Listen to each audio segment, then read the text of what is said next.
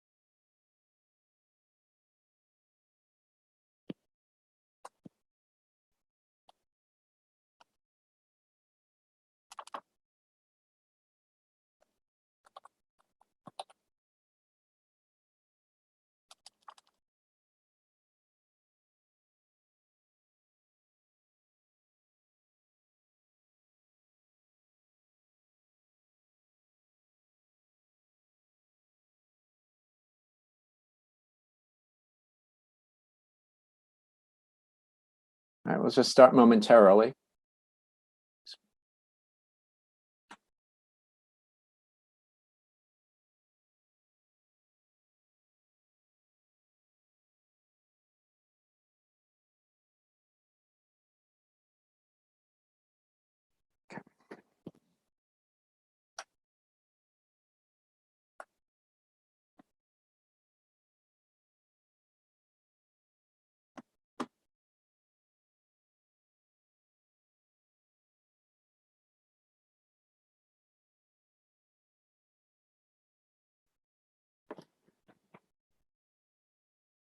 All right. Good evening, everyone. Welcome to District 2 Community Education Council's November council meeting, calendar meeting. Thank you, everyone, for showing. My name is Benjamin Morden. I'm the council president. And before we start our meeting with a roll call of our council members, I wanted to first congratulate our mayor-elect, Eric Adams. Congratulations to him. We know he has a lot of pressing issues beginning in January, but I just wanted to let him know that many of us in D2 are looking forward to forging a closer working relationship with the mayor-elect to improve our education environment and outcomes for all children. In District 2, I wanted to say that we have an excellent relationship with our District 2 leaders, especially Superintendent Kelly McGuire, our district coordinator, Jennifer Greenblatt, and our FACE liaison, Michelle Chang. And, you know, I know many in District 2, we all look forward to having that same type of partnership with Mayor-elect Adams and especially his representatives. And I hope they show up to our council meetings as well. On that note, I look forward to tonight's meeting with you all. And with District 2 families and friends, and I hope we have a thoughtful and respectful dialogue. That being said, Councilmember Janey, our recording secretary, can you please start the roll call? Yes, okay. Robin Broshi? Here. Kaushik Das? Oh, okay. I can't unmute, but I can see him. Yes, Daniela? Here. Lupe Hernandez? Present. Robin Kelleher? Here. Benjamin Wharton? Here. Ushma Neal? Here. I Miss Chen Kwok. Mr. Chen on. I'll come back to him. Ushma's here. Janie's here. Len Silverman, I Here. see you. Lily Wu. And Gabriela Calabria. I saw her come in. Maybe nobody's made her. Oh yeah, comment. I'll make her a co-host. Okay, you see her? Okay, great. Yeah. So, did Chen show up? Okay, we'll come back.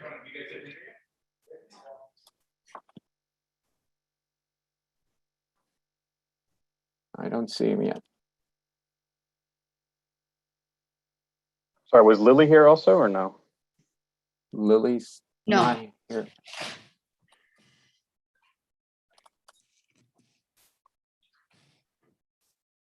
All right, so we have a quorum. All right.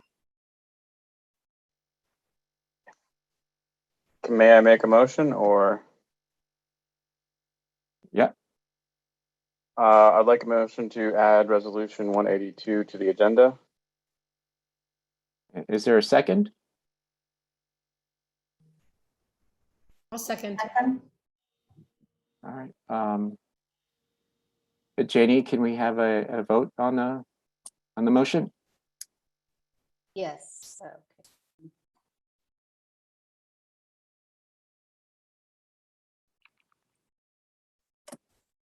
Okay, motion to add the new resolution. Robin Broshi, Yes. Kaushik Das, Yes. Daniela, Yes. Lupe Hernandez. Lupe, Is this the middle school resolution that was on the agenda already? I'm just confused. It was included, my understanding was it was included as a public document, but not actually on the agenda.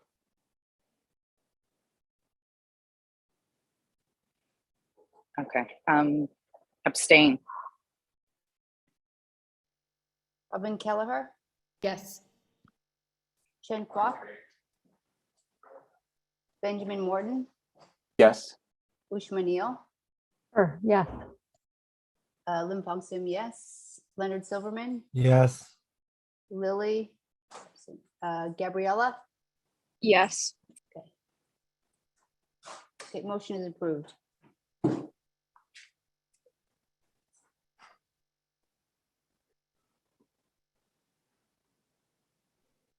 All right. So the next item on the agenda, number 2, is the presentation of resolutions. Would you like to speak to that, Kaushik? Yes. Would people like me to share the screen or or is it just sufficient just to read it since it's already a public document?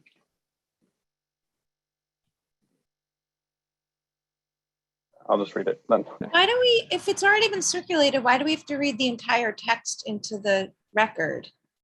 We only do that if it hasn't been circulated.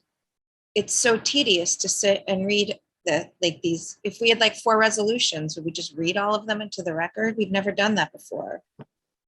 I just didn't want there to be any procedural problems. It's only if it hasn't been circulated in advance. I agree. It's up to the presenter. I'm happy to do happy to read the first line and last line and as abbreviated, and if everyone else agrees, I'm happy to do that. or present a quick summary. Quick summary, please. Resolution 182, it's a resolution requesting the resumption of academic screening in middle schools and support of interim differentiated learning. My executive summary would basically be that the middle school academic screens were meant to be a temporary suspension for COVID. However, in a recent meeting, Chancellor Porter announced that the suspension would continue. And there has not been continued, and there hasn't been any engagement on the matter. I think that's a violation of, well, not a violation, but it goes against what was promised again. And in the interim, there are sixth graders who are experiencing difficulty on both ends of the spectrum, and it is support for them. That is Robin. If my co-sponsors, Robin or Chen, want to add anything, please do.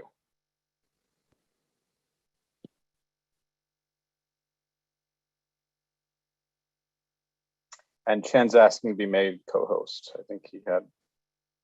He's been made co-host. Okay. Chen, would you like to add anything? No, I think it's a matter of supporting students where they are. There are students who have needs that are not based on just strictly remedial or review. They're not being met, and we need that to be met. And also, the loss of screen was supposed to be because of the pandemic. We're coming out of the pandemic. All the kids are getting vaccinated, teachers and aides are vaccinated. So we should look forward to restoring an academically screened system where students are better matched to their academic needs and having some certainty about what kind of school they're going to.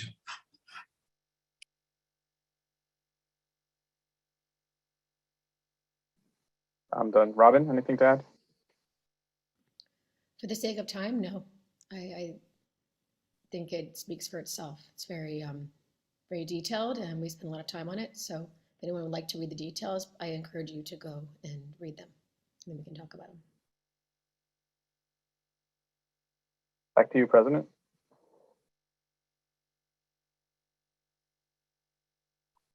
Ben, I think you're muted. Thank you. We don't have a program presentation for this evening, so we'll skip over agenda item 3 and move to the first public speakers session.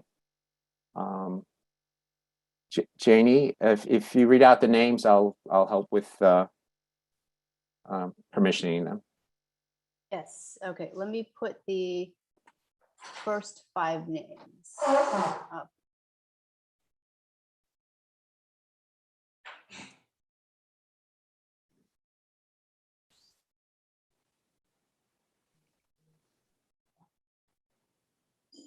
So fire is first.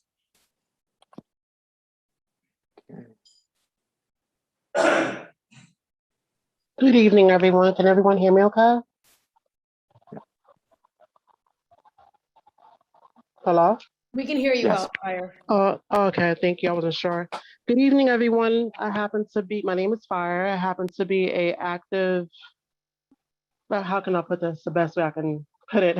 I happen to be an active parent in District 2. I'm also a PTA member. I happen to be a co-vice president PTA member.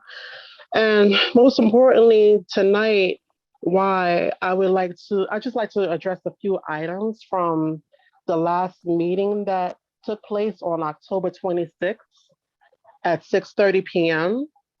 I attended a work and business meeting where I was silenced the entire meeting due to CEC bylaws and was not able to communicate to a member of CEC.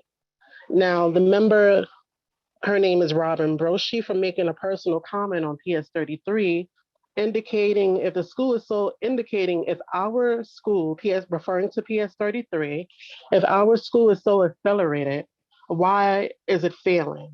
Now, I just wanted to address that this evening because I did not get a chance to address it. And in response, what I would like to say is that, how is our school failing when our attendance rate is at 97% because our children have a hunger to learn? And also, how is our school failing when we have implemented over several enrichment programs that students are taking advantage of every day? as I mentioned in a prior meeting that you guys had once before, that all of the students in this school and all of the students at PS33, all of these children, they share the same resources that are used as a stepping stone to exemplify their learning experience. Also, instead of making a bozo statement and taking a shovel and digging a deeper hole stating that our school system is failing, I simply choose to support every student in every race, 150% throughout the school system. Now, uplifting our students is key because they are our future leaders of today.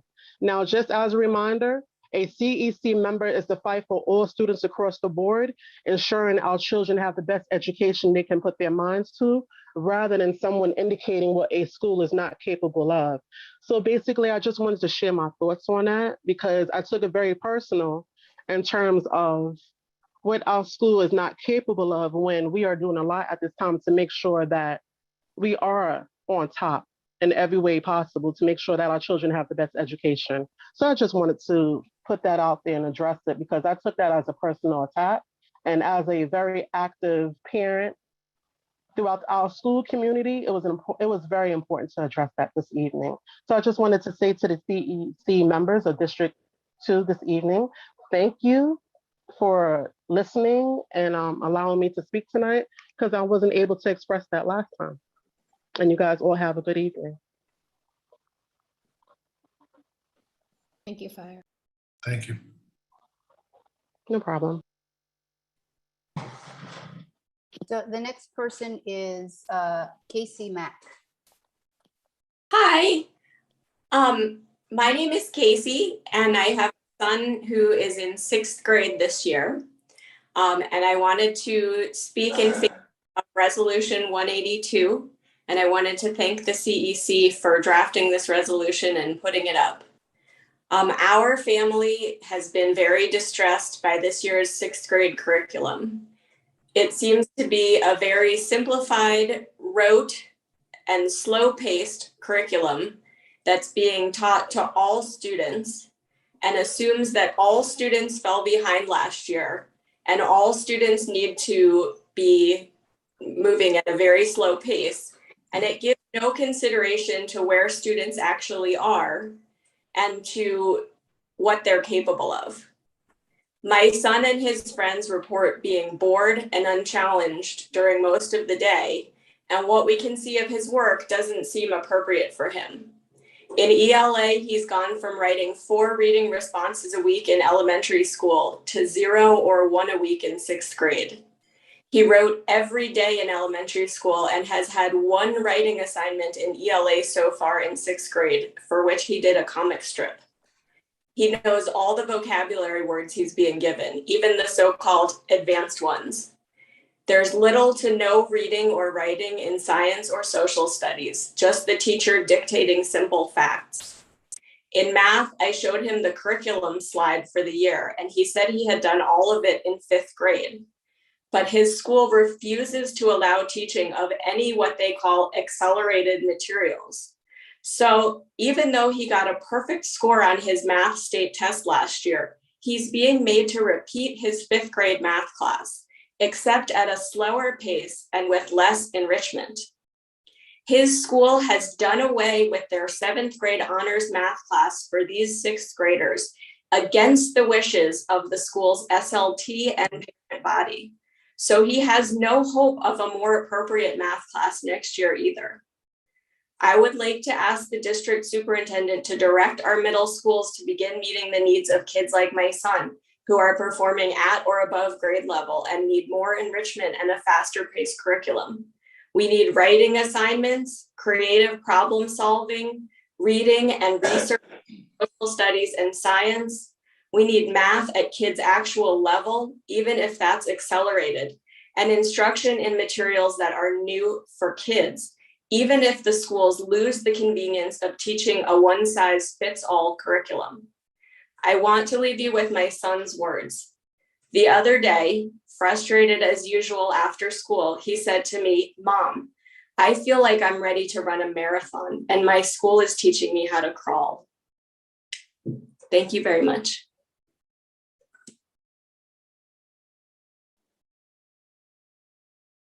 Thank you. Janie, are you using the timer or? Yeah, I'm gonna set the timer. Apologize, I didn't set the timer for the prior two speakers. The Okay. next speaker is Jackie Kassir Mace. And I'm gonna set the timer. Thank you. I am also a parent of a child in middle school at Wagner. And I echo Casey, our sons are in school together and we are very frustrated. You know, we like the school. We are very, very frustrated with the curriculum. My son's elementary school was an advanced school. And he does come home frustrated and bored every day saying he's not learning anything. And we really support this resolution 182. He comes home, we reached out to the teachers, they say we can't change the curriculum, we're giving him advanced work, and the advanced work they're giving him is still 5th grade or below grade level where he is. And to the fact that we have to supplement so much, we don't even know what to supplement because he is so advanced in ELA and math as well. He's very frustrated, they're not learning anything, everything's open notes, and he knows everything that they're teaching him. He comes home bored and frustrated every single day. And as a parent, you know, with a gifted child, it's very heartbreaking to see that he's not learning and not enjoying school at all and not getting the benefits of what we think District 2 should be offering to our child and our needs. You know, and I have another child in elementary school he's basically said to me in the whole beginning review, we're doing the same thing that my sister's doing in 4th grade, which is unacceptable at 6th grade when he's already doing 7th grade plus math. Science and social studies, he likes the teachers, but he comes home, he's on board, and every day he finds that he's not learning anything. And we really need to be able, and the school needs to be able to cater to gifted children and accelerated needs and be able to differentiate within the class. So we support this resolution and anything the schools can do and helping our teachers be able to provide the support that our students need, because to come home every day that he's bored and frustrated and not learning, as a parent, it breaks my heart. And I don't know what else to do because I'm already giving him outside enrichments, but he should be getting a better education at the schools. And, you know, we had high expectations and unfortunately they're not being met. And we feel that we need to have a resolution and support from the schools without the principals and everything saying, go to the teacher, which we've done and get very little response. And he's a writer, no work at all. And it's very disheartening. So we appreciate any support that we can do to separate and help kids that are advanced and gifted. Thank you. Okay, the next speaker is Andrea Russo. Good evening, and thank you very much for addressing this. Can you hear me okay? Yes. Yes, okay. My son goes to a different school, and I believe he is very happy there. However, he plays sports after school starting at 3:30. He has never, ever done homework here in the apartment. He gets all his homework done between the time school gets out and his 3:30 start for sports. And my understanding is that 6th grade should have been a little bit more rigorous, and he's getting very good marks and very good grades, which leads me to believe the material is not new, challenging, etc. But on a separate note, I have a son who goes to a charter school, and the way this school is addressing the pandemic needs of the children is they have increased the number of math and language labs available and open to the students during the week. The assistant teacher has office hours, the primary teacher has office hours, and they've implemented a peer tutoring situation with older children with younger children. So rather than, I hate to use the word dumbing down, but dumbing down the curriculum because everyone is at different places after the pandemic, this school has found a way to keep their curriculum rigorous and then really support the children through additional tutoring, help, and assistance. So I just wanted to present that as something to think about. The second thing is I understand at the beginning there's a lot of emotional support. There was something called the RULER, R-U-L-E-R methodology, and I just want to stress that I think they're done with it. That's pretty much the only complaint I've been hearing is that I can't touch my feelings and put my feelings on a quad chart anymore. It's just too much. So I know that might be across District 2, and I just wanted to express support for 182. Thank you to you for letting us address this so early in the semester. And I wish you a lot of luck in getting things changed for the better for the children. Thank you so much.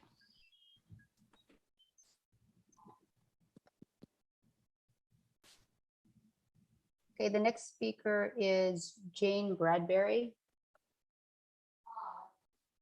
Yes. Hi. 1 second, I'll start my video. So first of all, thank you so much for listening to us. My daughter, she's in District 2. She's actually really happy in Morton, and the principal is doing her best to make the school a happy, joyous place. But as a parent, the last 2 months have been very challenging for me and many of my friends. Starting off with 2 fights in the stairwell, then there was a pantsing situation, and then there's been like outbursts in the class, profanity, some students, just cursing at teachers and having no respect. And I appreciate that some students are having a really, really difficult time adjusting, but it seems that these particular children are dominating in a way the class. And the other day my daughter came home and she was really sad because she said that her science teacher said that she was looking for a new job because she felt like that she couldn't continue to teach kids that weren't listening and respecting her. And she said, "Who supports me?" And one student put up his hand, and then another student, and then most of the class put up their hand and said, "I understand, your pain. I understand your struggle." So for me, it's kind of, this has been a rocky start, and I would really love to see how District 2 could help in changing the dynamics within the school. And I know there's a restorative justice happening, but I just really, as a parent, would love to feel like, is this going to go on for the rest of the year, or is it going to be grin and bear it to try to stabilize our schools? And my daughter is enjoying all her classes and she really loves her teachers, but then again, academically, they're coming home with very, very little homework, if any. And so, yeah, so that's all really. I have empathy for both sides. I have empathy for how hard the principal is working, and empathy for the teachers and for the parents. So that's it. Hopefully we can get more resources and more help into the school, so the kids can learn more instead of just, it just feels like now we're just trying to put out all these fires constantly. And I feel like that is unfair for the kids that are ready and able to move forward and learn. And so that's it. And thank you so much for listening, and thank you for all you're doing. The next speaker is Emily Hellstrom. Hello, can you hear me? Hi, my name is Emily Hellstrom, and for some of you, I served on the council with you last term and the term before. It's really nice to be back, although I am and I'm really excited to be back, hearing just the news that the new Bleecker Street site has been approved by the SCA. And I do hope that they'll be following the recommendations of Community Board 2 and this Community Education Council, making sure that that is a site for students with disabilities and D75 students, which is sorely needed. So I look forward to helping to work with that, whatever group spearheads organizing that on this council. I also wanted to come here to say that I am against the resolution as put forward asking to sort of reinstate screeners. My daughter is in 5th grade this year and attends the Peck Slip School. And I'm excited for her to learn about all of the incredible middle schools that we have in District 2. I feel proud of the teachers and how they've handled a untenable situation, which is a global pandemic that nobody wanted or knew how to deal with exactly. But I think that they have been heroic. I believe that teachers can differentiate their teaching, and I believe it's difficult. But I think that we not only can support them, but we now also have further dollars to be able to support them. Students all learn in different ways. I have 3 different learners, 3 different kids who have varying qualities that they are good at. And a former council member used to speak about a child's potential. And I believe that our middle schools are well equipped to see our children's potential and have them live up to that potential on a variety of different levels, in different subjects, and in different areas. I know so many people who would be shut out of what's considered the top schools because they have a 3 in one area or a 2 in one area and a 4 in another. Our schools are public. They're for everyone. And I really hope that we keep them that way. Thank you so much for your time. The next speaker is Emily Greytack.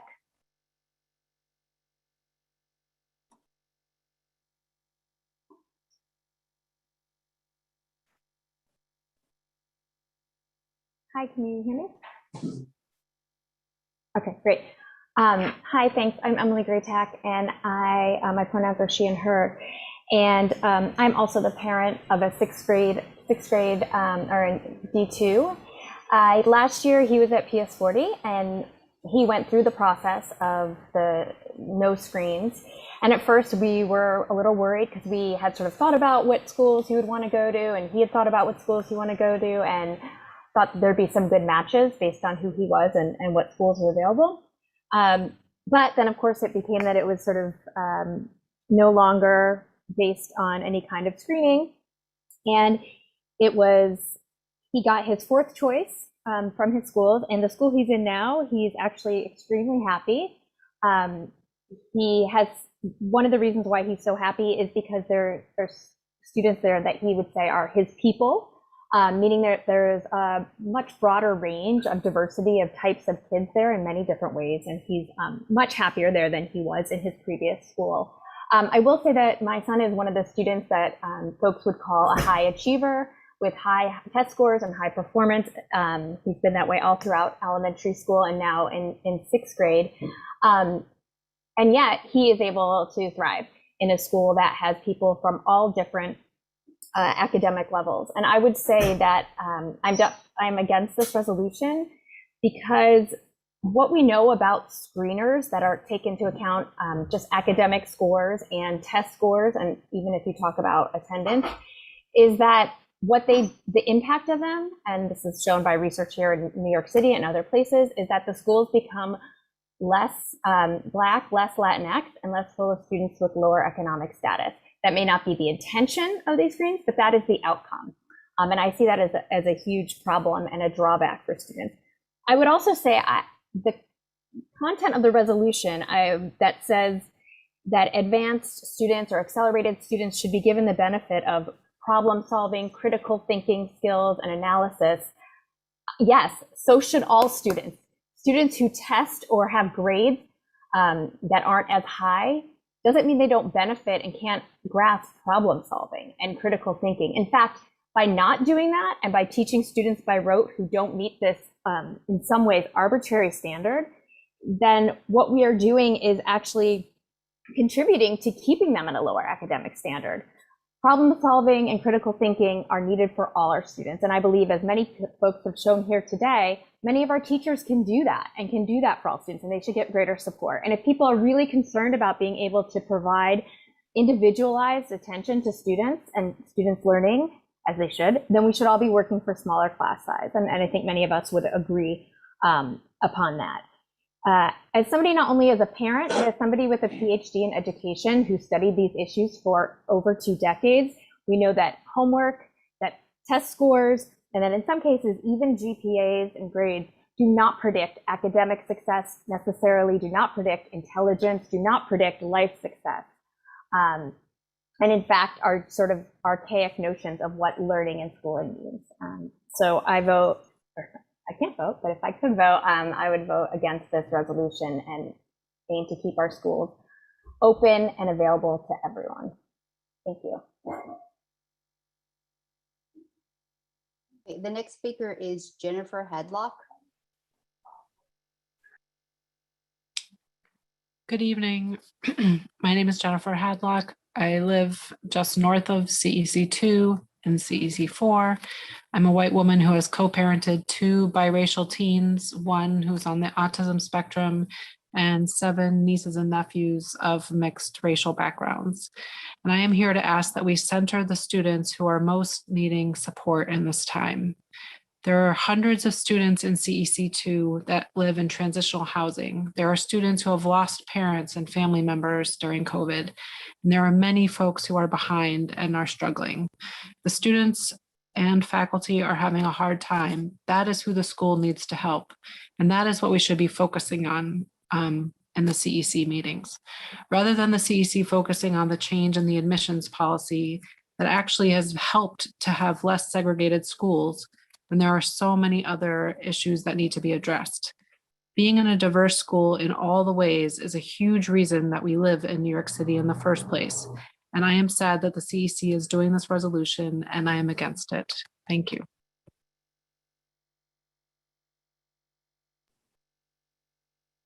The next speaker is Gavin Healey. Good evening. I'm an SLT member at PSIS 217. I want to testify today to express my opposition to resolution number 182. I'm against the resolution for many reasons, but in the interest of time, I will just highlight a couple of them here. Our kids have been through enough over the past 2 years. They do not need to go through another competitive screening process. The 2020-2021 iReady assessment data and 2021 state test score data were collected in the middle of the pandemic, when many students were still learning remotely and many students opted out of testing. I do not understand how those data provide any meaningful basis on which to measure learning loss, education gaps, to chart academic performance, or to assess students for differentiation. Perhaps more importantly, parents at my school were told explicitly that this year's iReady assessments would have no impact on students' placement. We were told by our school that these were for data collection only and were no stakes tests. And for these reasons, we were also informed that we had no option of opting out of them. Further, these were tests given in my school not much more than a month after many students returned to in-person learning for the very first time. And we need to subtract from that a week when, for one classroom at my school that was closed due to a COVID case. These tests were never designed for competitive placement of students, and families were assured that they had no such purpose. So to use the data now for any form of screening would be an affront to families at my school and an affront to all families in District 2. Thank you.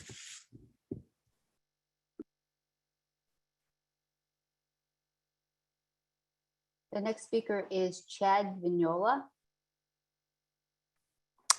Thank you. I've had 4 kids go through District 2 schools. 2 have graduated, 2 are currently in District 2 high schools. 2 of them went to screened middle schools, 2 went to unscreened middle schools.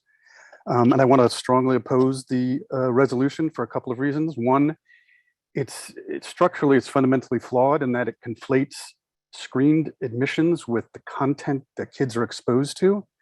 I'll explain why I'm against screened admissions, but whether a school is screened or not, all kids should be challenged, obviously. And almost all the parents who spoke at the beginning and on the CEC Council stressed the fact that their kids are not being challenged. That has nothing to do with whether a school is screened or not.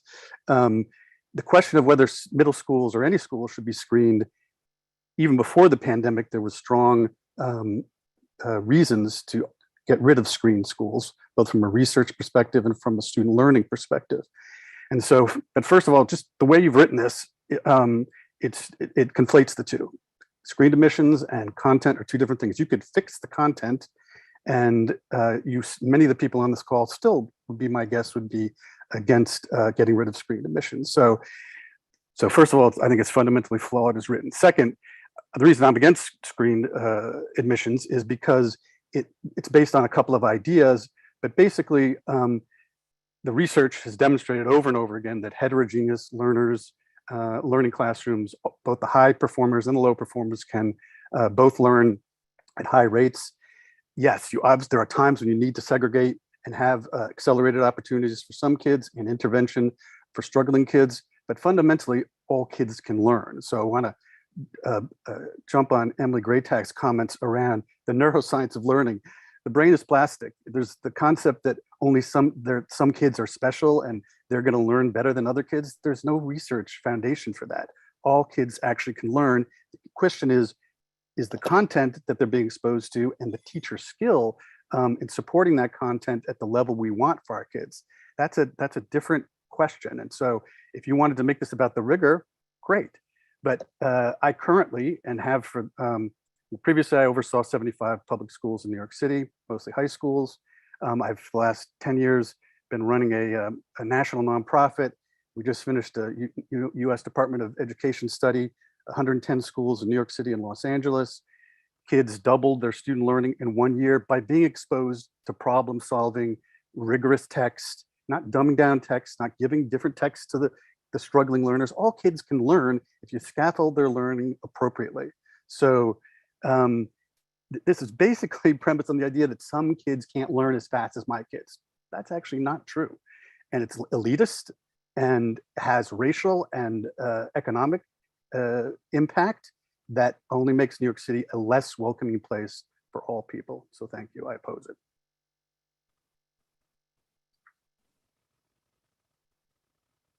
The next speaker is Craig Slutskin. Janie, after that, I sent you a chat. Assemblymember Harvey Epstein is here. Maybe he can go after Craig. Do you want to go, Assemblymember Epstein? Do you want him to go first? You can go ahead. I'll go after you. We have to unmute him. Yeah. Oh, yeah, I'm happy to wait. It's fine.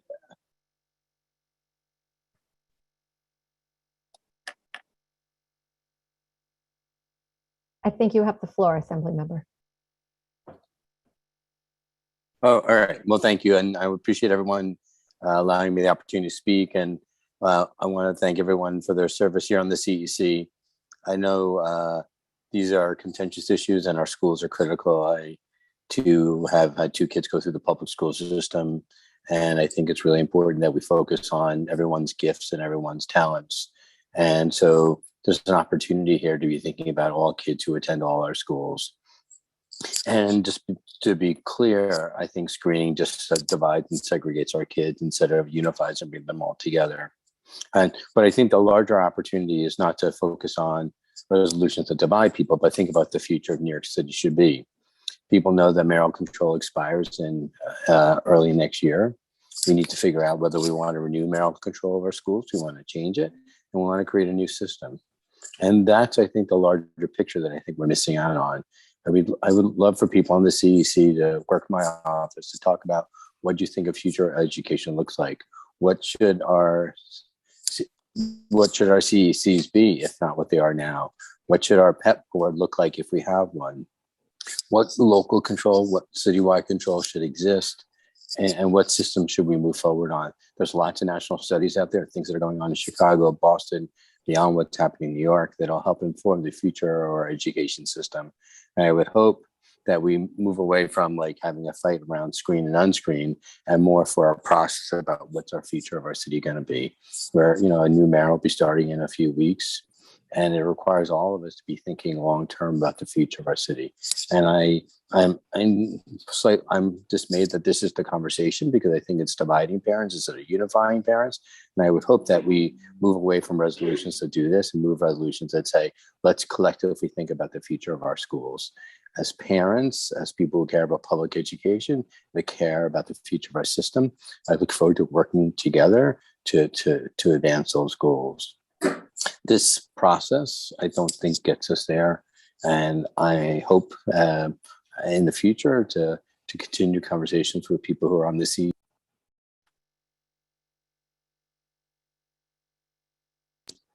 I'll be done soon. Live in our district to help advance their agenda, because we have a real opportunity to make substantive change this year.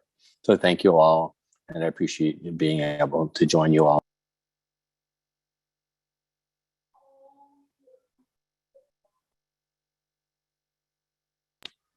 Thank you. Okay, the next speaker is Craig Slutskin. Thank you. Can you hear me? Yeah, I'm off mute. I'm in support of the resolution to allow middle schools to bring back academic screens. For years, these schools did have academic screens and flourished. We provided for a safe haven for accelerated learners to excel. A standardized, undifferentiated curriculum across all students is not appropriate and does not serve our children's individual needs. If a student excels in numerous subjects, why not provide accelerated learning? Our students work hard even throughout elementary school. What's wrong with providing an administrative process that rewards hard work and effort and achievement? Is achievement now a four-letter word? The opponents of this resolution will argue that all students deserve the same opportunities. I agree. All students should have the opportunity to demonstrate they are in need of these advanced programs. But the premise of these folks is that non-screen schools, zone schools, are automatically bad. One, that's not true. And number two, we can't let that be true. You can still go to a zone middle school and get a quality education. Maybe the atmosphere for a screen school isn't right for your child. Maybe the commute isn't right.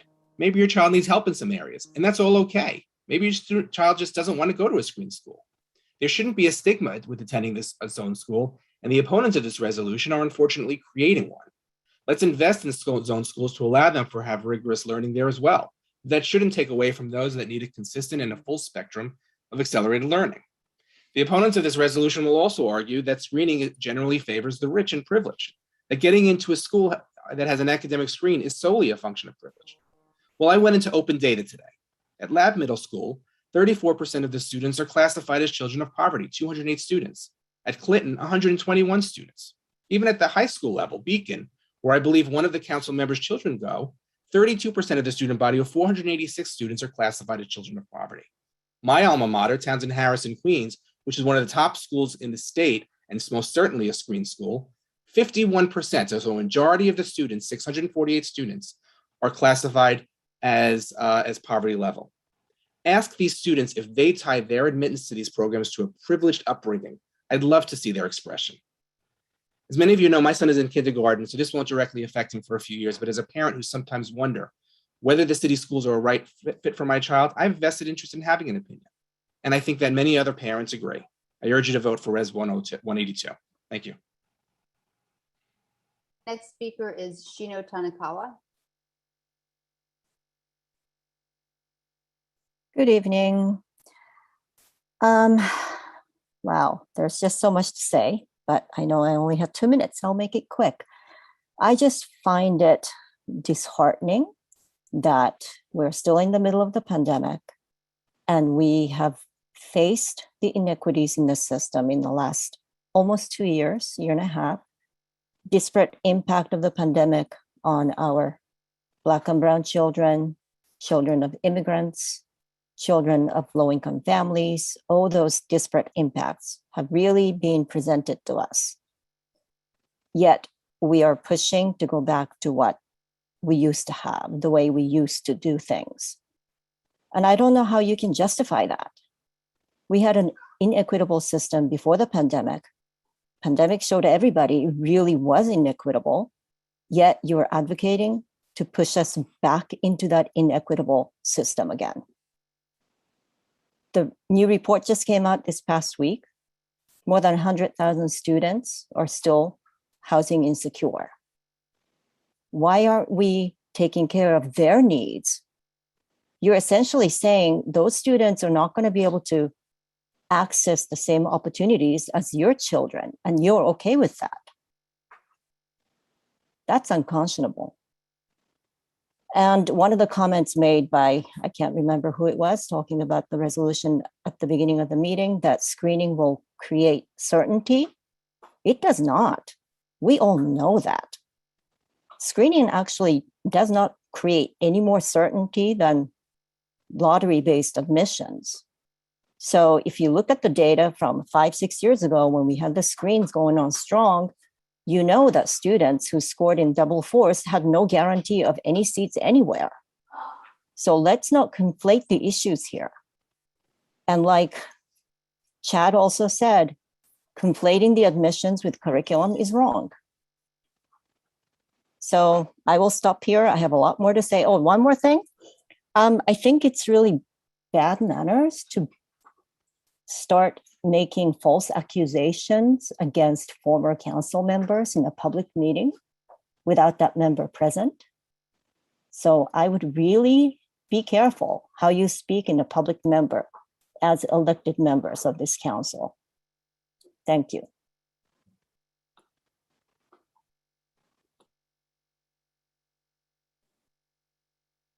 The next speaker is Sumitra Bajpai. I don't think Sumitra is there, unless she's under another name. Yeah.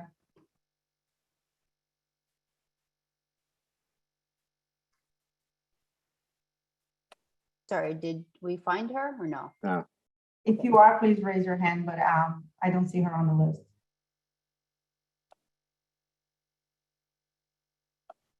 Okay, the next speaker is Aiden.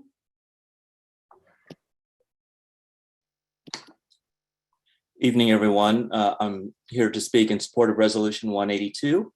I'm a parent of a sixth grader at a District 2 middle school, and I want to express my deep concerns regarding the current state of the curriculum. First, I want to be clear that we're all in this situation because the mayor and the DOE pulled the rug out from under many current sixth graders who did everything asked of them so that they could attend a high-performing screen middle school. We asked our kids to study hard and prioritize their education, only for the DOE to tell them that it didn't really matter. For our family, the result has been our daughter attending a school with an incredibly wide band of academic ability. She attended a gifted and talented school for all of elementary. Now she reports being taught math concepts that she learned a year or even 2 years ago. So, as expected, while the teacher's attention is diverted to those who are struggling with the material, she sits bored and unchallenged. She tells me every single day that she is bored in school. This is coming from a child who previously was excited to go to school every day. For us, this is simply unacceptable. Every student has a right to an education and curriculum that meets them where they are. The rights to a challenging education should be completely blind to ability. Those who are struggling deserve just as much attention and support as those who quickly advance. Our kids who have the ability to do more and move at a faster pace need to be supported, not marginalized. Just because they exceed standards doesn't mean they should now just sit and wait. But that is what is exactly happening to many students now. We are constantly told that teachers are able to provide differentiated education. I have yet to see this in practice. All I have seen are well-intentioned teachers doing their best to deal with a wide band of students in very large classrooms. There's currently absolutely nothing that prevents principals from rearranging classes to better meet the demands of differing students, except for the will to do it. I imagine it would be logistically very difficult to pull that off. Well, that's tough. I think that is no excuse to let students who can do more and move at a faster pace flounder and wait. Now that there's adequate data on students' abilities with iReady diagnostics, the schools in the entire district has a responsibility to untangle this disaster and put kids on the right path for an education matched to their ability. I also very much support the return of screen middle schools. Thank you. The next speaker is Hunter Dare. Can you possibly come back to me? Sure. The next speaker is Alexander Shulkret. Good evening, ladies and gentlemen. I am a parent of District 2 student, and I would like to speak in support of Resolution 182 on academic screening and differentiated learning. The purpose of academic screens is twofold: to encourage learning and hard work, and to recognize that some students can study at accelerated pace and support these efforts. One previous speaker said, I have 3 students, they all have different abilities, and I would love for them to be taught absolutely the same. I beg to disagree. Elimination of screens cuts into the heart of fairness. You always tell your kids, if you study hard, if you do your homework, you will succeed in life. What you will be telling your kids now? Don't worry about school, don't worry about grades. Your fate will be determined by lottery. You can miss half a year and you're gonna be all right. Better be lucky than good. Also, elimination of screens was done in a sneaky way. It was done as temporary measure for COVID, and then boom, got introduced as a permanent one without any parent engagement. And lastly, we have our own results on elimination of the screens. You can see the results of District 15 in Brooklyn, where screens were eliminated a few years ago, and the recent tests. It did nothing to elevate the lower performing students. What it did, it diluted down the averages. We always thought of United States as a land of opportunity and land of equal opportunity, where everybody can strive to live to their best potential. In making all students equally low performing will not benefit families, community, and school district, where many parents are already voting with their feet and going elsewhere. You can see the enrollments of District 15 in Brooklyn, where screens were eliminated several years ago, and the dropout in enrollment, the most dramatic out of all of New York City. I hope, that this resolution will pass, and I also hope that future administrations will change the course of disastrous reign of the current one. Thank you. The next speaker is Lisa Marks. Hi, good evening. Can you hear me? Yes. Okay, great. I also want to speak in favor of Resolution 182 and to re-implement screen schools. Everyone here wants to support students to get an appropriate education that is the right fit for their level of learning. I think that's what unites us tonight. As a parent and as a high school teacher, I can tell you from firsthand experience, it's not helping any students when the grade level gap is as wide as the Grand Canyon in one classroom. Students can be 1 to 2 grade levels ahead, as we've heard from the first couple speakers tonight. Those students become bored and disengaged, while students 1 to 2 grade levels below the 6th grade or 7th grade standard become dejected and frustrated by not understanding the material. So I just want to reiterate and echo what Aiden said, that one teacher can really not adequately address a class of 32 plus students with such a wide range of grade levels. And despite the best efforts and intentions of teachers, it's really not humanly possible, even despite what those with experts with PhDs want to propose here tonight.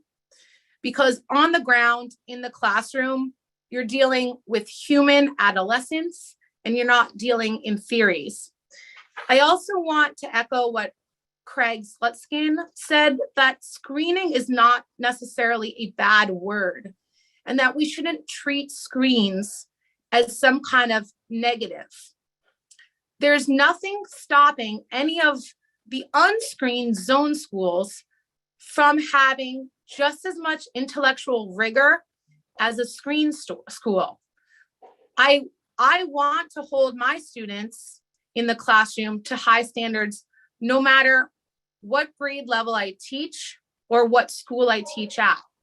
So we should really just think of screen schools as a way to group students together at a similar learning level, which makes everyone's lives better.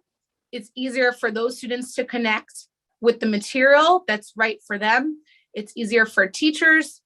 It's easier whether you're a high achiever or if you're below grade level to work at a similar pace with other students at a similar level.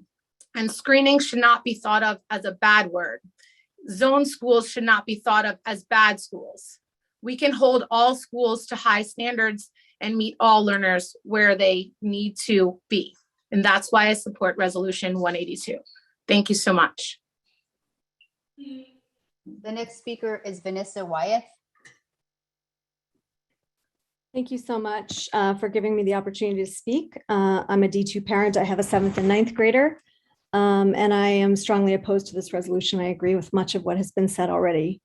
First of all, it's been pointed out this was a temporary suspension of screens due to COVID, and I hate to be the first to note this, but COVID is continuing, and in many cases, many states, cases are rising, including the states with the highest vaccination rate. So I think we're getting a little eager here to declare the pandemic over, but it's not. Second, I really fail to understand the logic as presented in this resolution. If our concern is about learning loss and about widening disparities, why would our focus not be on ensuring differentiated supports and enrichment opportunities for all the kids who need it? How does the reintroduction of screened admission do anything to actually address this problem? There are thousands of kids in the city who lost parents and family members to COVID, thousands who struggled to access learning during hybrid school. The pandemic, as everyone has said, it exposed and reinforced all of the inequalities and inequities that already existed in our system. And aside from that, all of our kids have struggled over the last 18 months. All of them need compassion and empathy and support targeted to their needs. But to listen to this resolution, our biggest priority right now needs to be the kids who have the most advanced skills, the most secure home lives, the most advantages. And the way it reads seems to present this concern about learning loss as a pretext to further lock in those advantages for the kids who are already the most privileged. And it seems really disingenuous in the extreme to me. Third, I'm really curious about how kind of the broader parent population in District 2 really feels about this. Are people really clamoring to bring back a stressful application process for middle school that you have to go through like 3 years before you have to do the high school one in a district that already has such an abundance of good middle schools? What are we even proposing to use as a basis for these screens, considering how few kids took the state test last year, how few, the fact that the grades in in-person school were in hybrid school were pretty iffy. Basically the reintroduction of these screens seems almost designed to punish kids who struggled the most. And so I strongly oppose this. And I really wish that if our concern is about content and opportunities for acceleration, differentiated supports, why don't we actually focus on solutions to that problem, not use this problem as a way to push kind of our stated and our pre-existing preferences for screens. Thank you. The next speaker is Jacqueline Polone.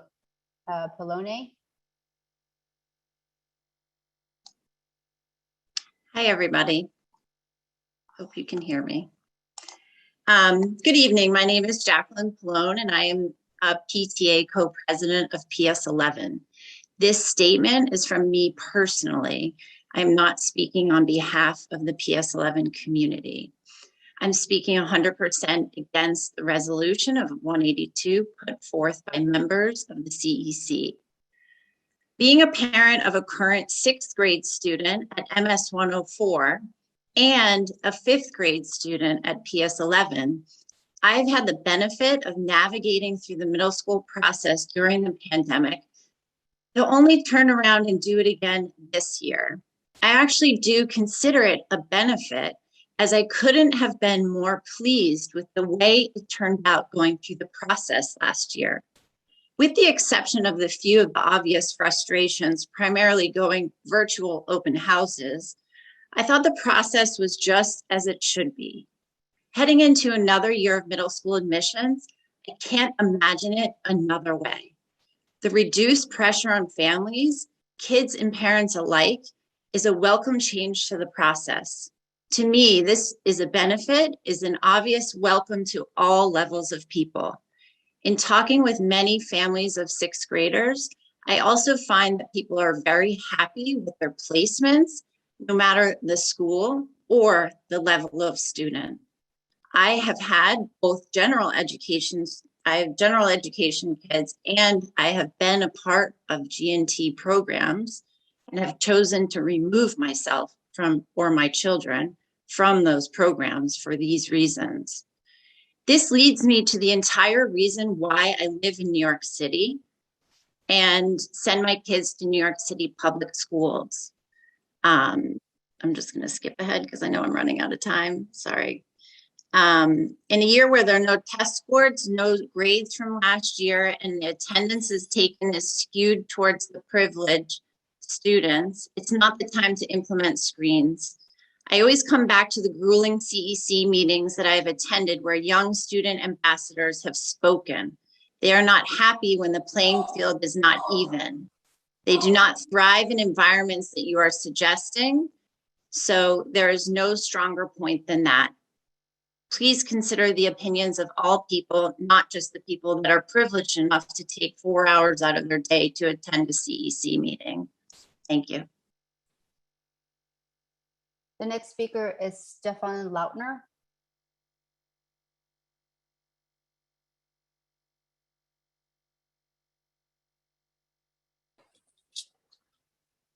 Hi, I'm sorry. Can you actually just put me back to the end of the queue? I'm still commuting on the way back. No problem. The next speaker is Rebecca Garte. Oh, hi. I didn't see the queue, so I wasn't sure when I would come on. I'm speaking, and I am speaking on behalf of the majority of parents at the Ella Baker School in District 2. I have spoken at these meetings before about not supporting gifted and talented programs, and I am reintroducing screens in the same category for middle school as the problems with gifted and talented. As we know, they tend to segregate children by race and class. They're a major driver of segregation across the city. But I also want to, as I've done before with gifted and talented, comment a bit on some of the assumptions about pedagogy.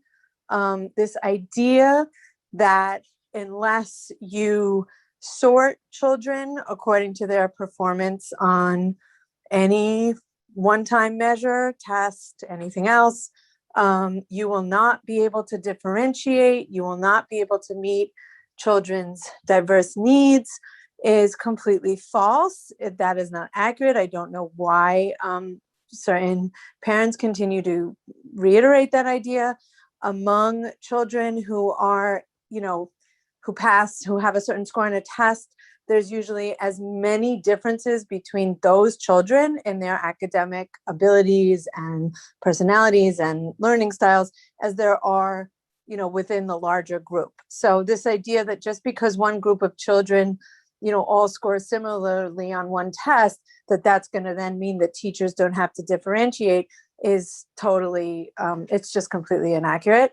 I would also argue that, once again, children benefit by being in groupings with other children at all different levels and all different places. Often children, are performing better in ELA than they are in math, or might be more interested in reading than they are in even writing. So this is a very complicated these are very complicated, different areas that children can excel and have challenges in, and they change constantly over the period of a year. So this idea that any type of test can accurately assess, what children's learning and thinking is going to be like for a year is completely inaccurate. The other thing I want to mention about standardized tests once you get to 10, 11, 12 is that children become susceptible to stereotype threat.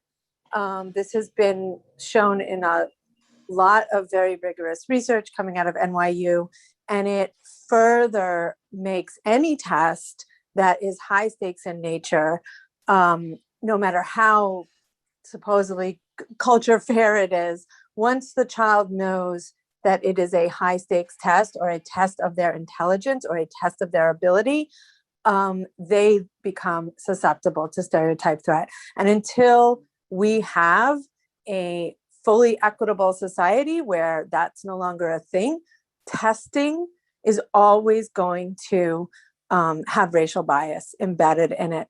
And so by having children sorted into different schools based on those kinds of tests, you really are perpetuating white supremacy in our society.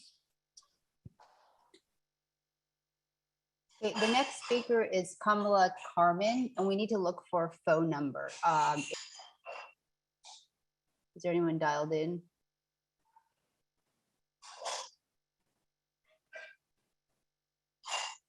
You should be unmuted now. Okay, thanks. I am a parent whose child goes to school in District 2, though I do not actually live in the district.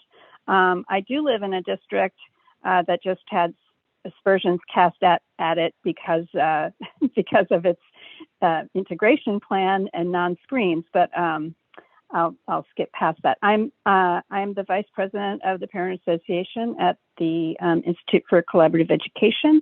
I haven't taken a poll to see how representative my views are, but my guess is they are very representative of our school, and I am strongly opposed to this resolution. I think there have been a lot of people who have said things before me that give you many, many reasons why it's a bad idea. I'm going to focus on a couple of the whereases that were in the resolution itself that were used to build the case. Two things that really struck me were the repeated references to the New Teacher Project and to the U.S. News World Report rankings of schools. I'm going to read briefly from a Chalkbeat article about those rankings. An analysis by Aaron Pallas, a Columbia University sociologist, found that there was a strong correlation between New York City middle school rankings and family income, as well as students entering test scores. That suggests that the rankings are largely identifying schools already perceived to be effective. The U.S. News ratings provide very little useful information to anybody, said Pallas. Chantal Haley, a professor at the University of Texas at Austin, worries that the rankings will exacerbate or at least affirm existing racial biases. She's found that white parents are reluctant to send their child to a school with a lot of Black students, even when schools have similar graduation rates and level of safety. Rating systems, quote, often justify people's racialized and class perceptions, said Haley. The U.S. News and World Reports have been roundly rejected for colleges. I suggest anybody who's interested in this listen to Malcolm Gladwell's podcast, where he makes the case pretty clearly. The other thing, the New Teacher Project, for those of you who don't know, that was Michelle Rhee's project. Michelle Rhee is famous for taping duct tape over students' mouths. If that's who you want to use to emulate why you want this, I suggest that's problematic. And then the other thing I just want to say is that there's such confusion here about what the word differentiation means in the context of schooling. It does not mean tracking students, which people, a lot of the commenters here seem to think. It means that within a classroom that you don't teach everybody the same thing, which people are complaining about. If your child is just being taught the exact same thing as everybody else, you have no right to be upset. That shouldn't be happening. But you know what? It's a self-fulfilling prophecy. If you want to ask people to depend on test scores to sort students, then they're going to be taught that way instead of being taught, for example, in a project-based learning situation where each student comes in at the level that they are and they work to their abilities in that sort of situation. If you're going to have a test-centric situation where you're trying to get everybody to learn this particular piece of information rather than starting where they are and moving up according to their ability, that's what you're going to find. My kids have never been in tracked classes. Ever, their whole education. My older daughter is now a college student in engineering. She's on track to get her BS and her MS within 4 years. That's with always being in classes with other students of various academic standards. She performed at the level that she performed. Not everybody else in her class did. They did what they could do. So please don't approve this. It's not how children learn. It's not what they need, and it's full of racial and class bias. Thank you. Okay, the next speaker is Johannes Holman.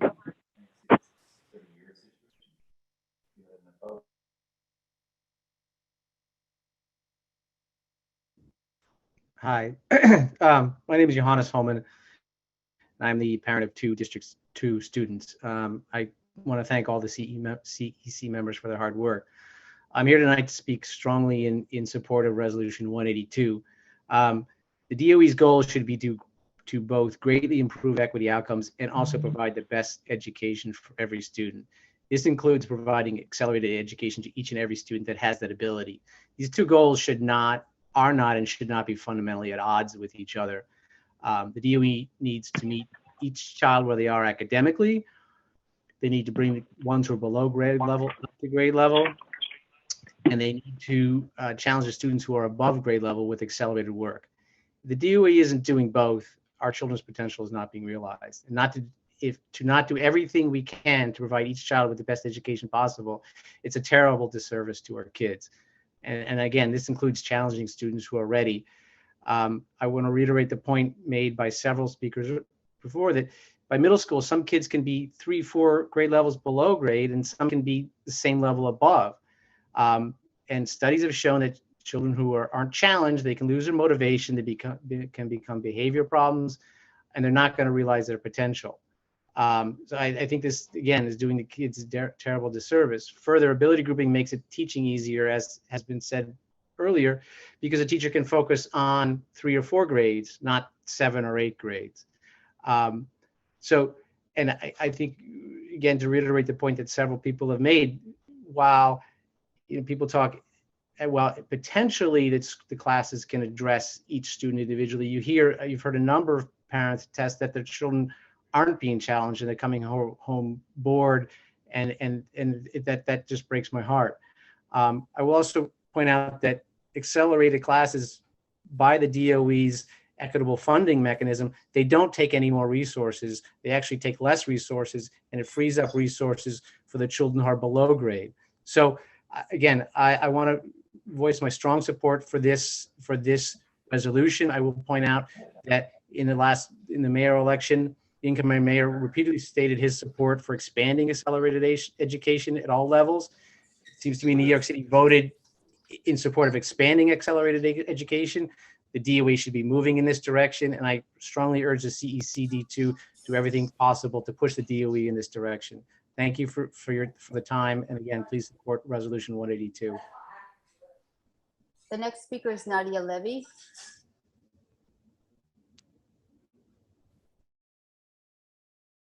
Hi. Hi. I'm speaking, like many others, in support of Resolution 182. Eliminating academically screened schools in order to fix the inequalities in education is basically not dealing with the problem. The reality that some students perform, the reality is that some students perform above average, above grade level, and that some perform below, and that's okay. Everyone thrives at different paces. It's much easier to eliminate any form of accelerated learning than to address the real reasons those schools have an underrepresentation of certain populations. It's like fixing a problem by sweeping it under a rug, in my opinion. Everyone loses without the existence of screen schools and variations in pace of learning. I think that's expecting a lot for each teacher to have to do the entire job of teaching kids each individually within a class. To me, that's unrealistic and idealistic. I wish that could happen, but I just don't think that's possible. And I just don't think that screen schools are the problem. I think that maybe there's some work to be done on the screening process, but screen schools in and of themselves are something that's really beneficial for all the children. So that's all I have to say.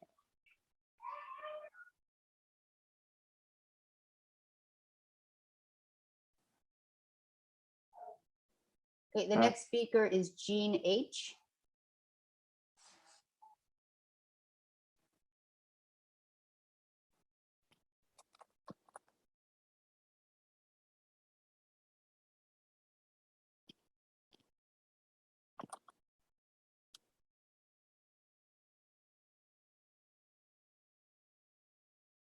I don't see her, Janie. Okay, we move to James Thompson.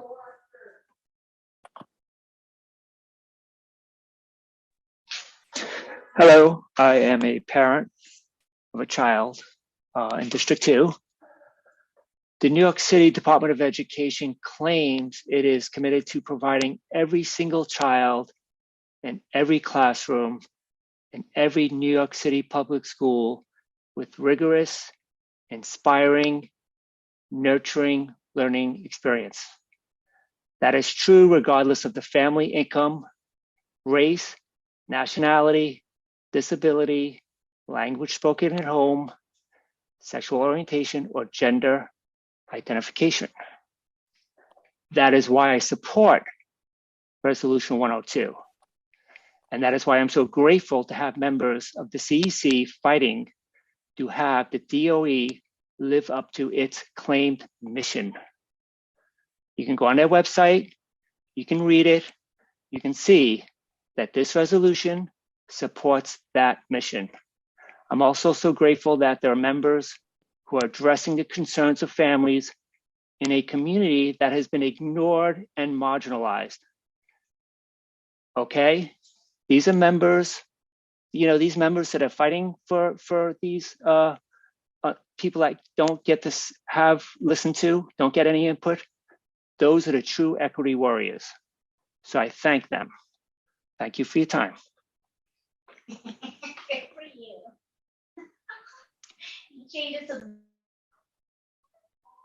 Okay, now we're back to Hunter Dare.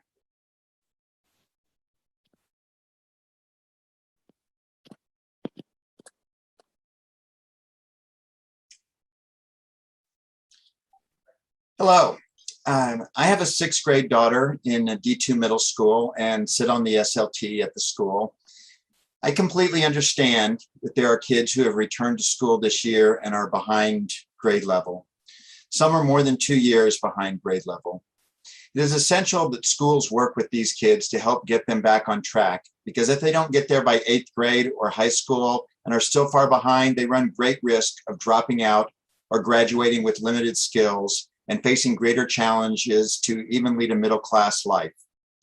The DOE has received a huge influx of cash from state and federal governments, and we have more specialists in schools. We have smaller class size at many of the middle schools than we had in the past.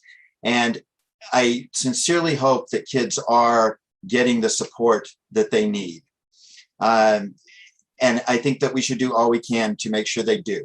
At the same time, there are children like those of many who have spoken today who were able to keep up during COVID and are at grade level or above grade level. And as an involved parent, I've done my best to be knowledgeable about what is going on in my daughter's classes.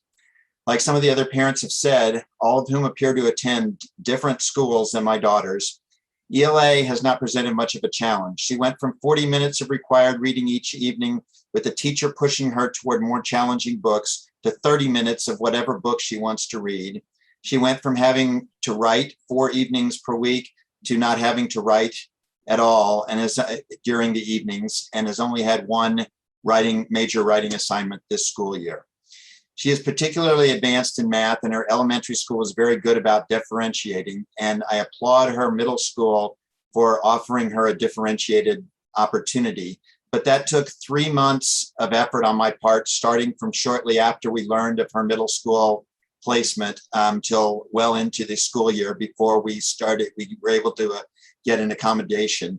And most families, I don't think, have the kind of know-how to even ask for that kind of accommodation. And it's not a regular part of what the school is offering. And I think that's not happening in other schools. Schools are not differentiating for the kids that are even at or above grade level, because it appears in math that they are doing 4th to 5th grade level work right now. And she said there are a number of kids who are bored and getting easy high 90s in the grades, but they aren't being offered a differentiated or more advanced learning experience than what the general class is doing. There are kids I've learned that are getting a differentiated learning experience, and there are kids in her class who are doing single digit addition, and there are kids who are learning multiplication. So we're talking about kids that are like at the 1st grade and 3rd grade level, and they are getting differentiated, and that's fantastic. But we can't ignore those kids who are at grade level and those kids who are above grade level just because we have to catch up from COVID. And so there's literally 9 grade levels across her classroom that a teacher is being asked to differentiate for. And that is unreasonable, and I think almost impossible ask from teachers. And one other parent suggested it early, and I think it's so reasonable. Schools have data. They've done the iReady assessments. I think there's an ability to resort classes within a school, and whether we have screens or whether we sort kids within a classroom, cutting that down from 9 grade level span to 2 grade levels in a single classroom would make all the difference in the teacher's ability to differentiate. We're asking to go from an impossible situation. I think this resolution is asking to go from an impossible situation to a tenable situation for differentiation. Thank you very much. Okay, the next speaker is Stefan Lautner. Thank you. Apologies for earlier. I would just like to actually, just before I start my comments, make a point of order and request that all council members who are present in the meeting have their cameras on for the duration of the meeting.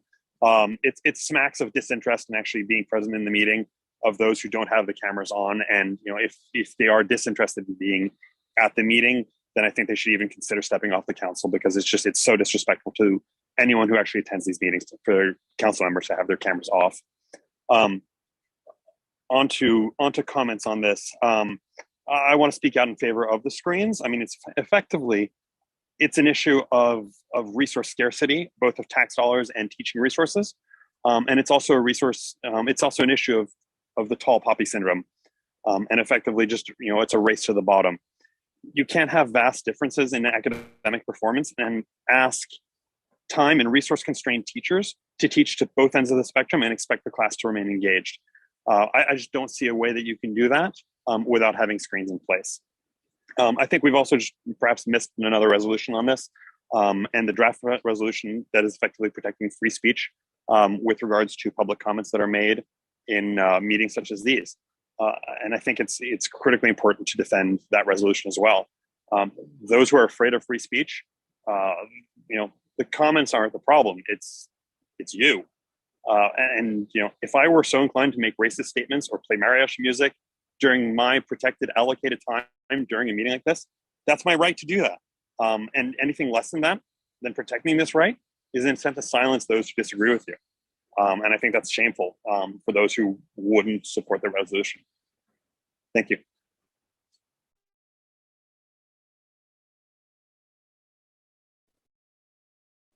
Okay, that concludes our first speaking session, because Tunisia Riley actually wanted to speak at the second one. And Jean H is back, I believe. Okay. Jean was actually in the waiting room when we skipped over her. I don't know if she still wants to speak. Jean H? Hi, can you hear me? Yeah. Hi, thank you to CEC2 for proposing this resolution for bringing back middle school screens. I have a fifth grader, and this is something that we're looking at. It's likely we will probably go to our zone school, but we would like to have options because, from my understanding, some of these screen schools have unique programs, and if the program is a unique program, if it's a performing arts program, let's say, there really does need to be some kind of bar. I think a lottery was just utter disaster, and I think it's really demoralizing for a child to enter a program based off a lottery number and luck. So I want to say thank you for introducing this, because I do think they need to come back. We're not completely out of the pandemic, but I think we're far enough along, and we've got control over more or less the situation here in New York City and in the state, where we can start to bring back normality. Because I think in terms of mental health, that's really what the kids need. We need to get back to more, some type of normalities instead of prolonging everything out, because it's really demoralizing. And as we could see what happened in Virginia, New Jersey, et cetera, in the different elections, people are getting tired and fatigued. The other thing I wanted to point out was that my child is in a gifted and talented class, and last year she was we lost it. We lost gifted and talented because there just weren't enough teachers. So she was put into a cohort where they were all mixed, and there was definitely a noticeable difference in the classroom. And the kids that were from the GNT class from before, it was notable. They weren't advancing as fast. I noticed even with my own child, very bored, lost interest. Everything was slowed down because the teacher was always, I guess, differentiating as best as she could, but not well enough, where the kids were just really not all each receiving what they should be receiving in terms of attention. The classroom has been restored this year, and it's again a remarkable difference, because now she's engaged again. She wants to go back to school. She's engaged with her lessons. So it does make a difference, and I applaud the CEC2 for taking this first step. That's all I really wanted to say. Everybody, thank you so much. Have a good night. Thank you. Is that the last person, Janie? Yes, that's the last person Okay, thank you. for session 1. Okay. So that concludes our first public speaker session. And I guess I'll provide a little report from the president. First of all, I'd like to thank all the speakers for sharing your thoughts, your views, your opinions. It's important that we hear everyone's view and we have a proper dialogue. And again, I thank everyone for sharing. For my president's report, I just want to keep it short because we still have another second session. It's 8 o'clock at night. D2 parents, 8th and 9th graders, high school admissions process has begun.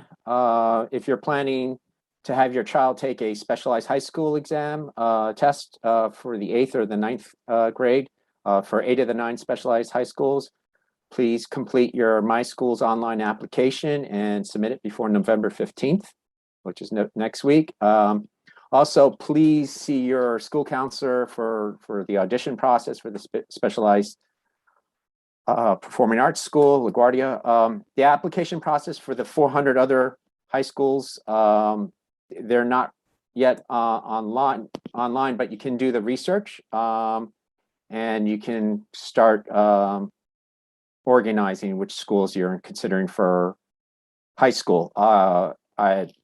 Just a side note, I would, given that high school seats in D2 aren't enough for all D2 students who want to stay in D2.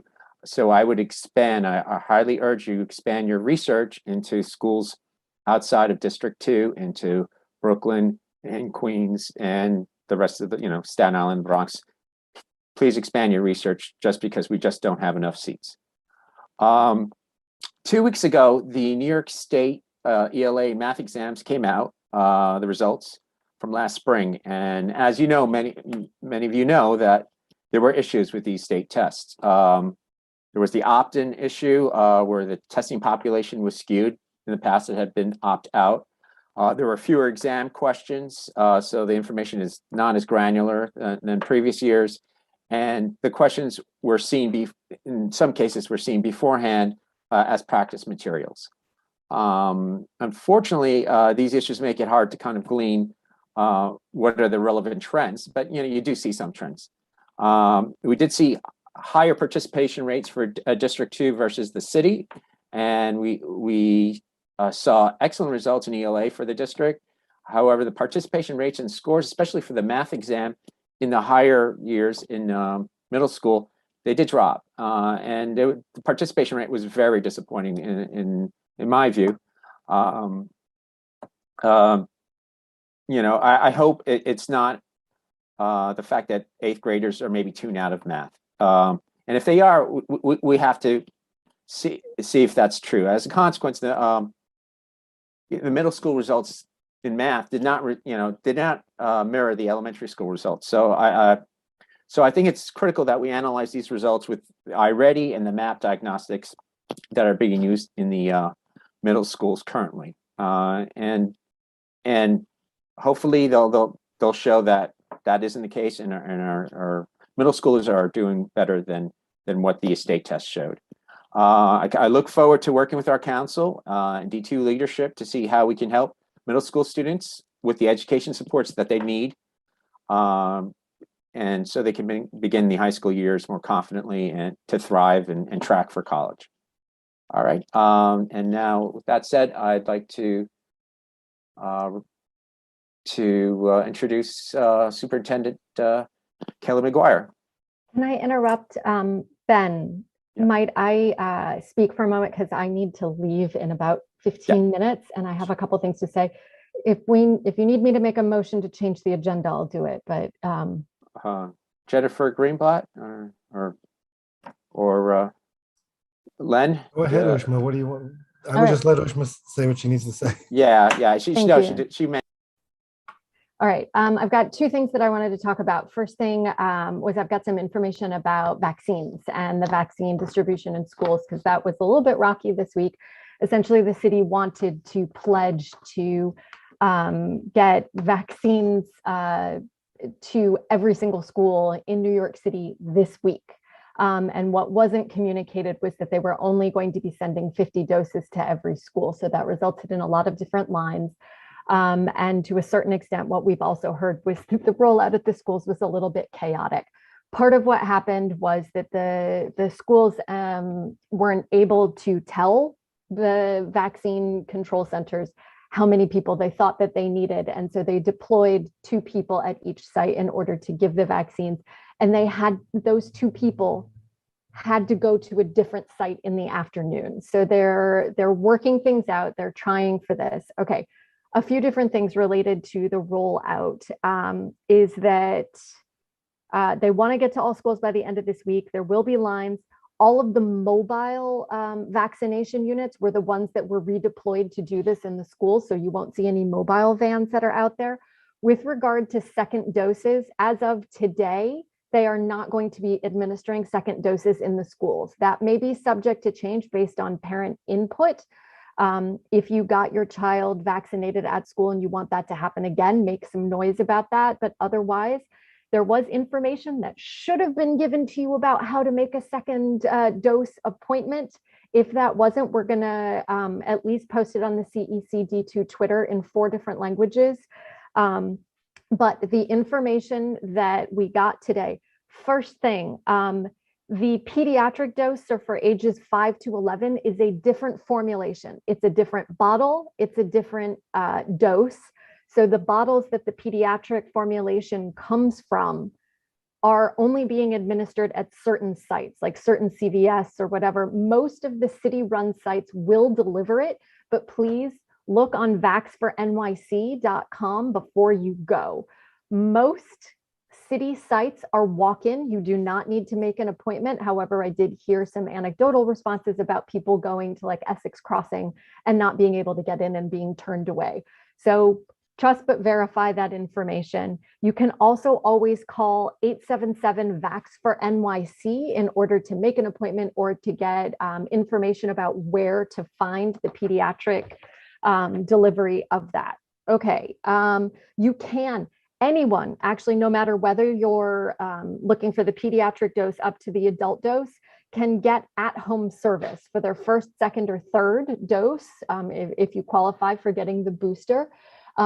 Beyond that, you can, your child, if you aren't vaccinated, you as well, can still qualify for the $100 even if you get it at home. So you can arrange that through 877-VAX for NYC. And if you think your kid needs an incentive of $100, the city-run sites are the main ones where you can qualify for the $100, although you can also qualify for that in school.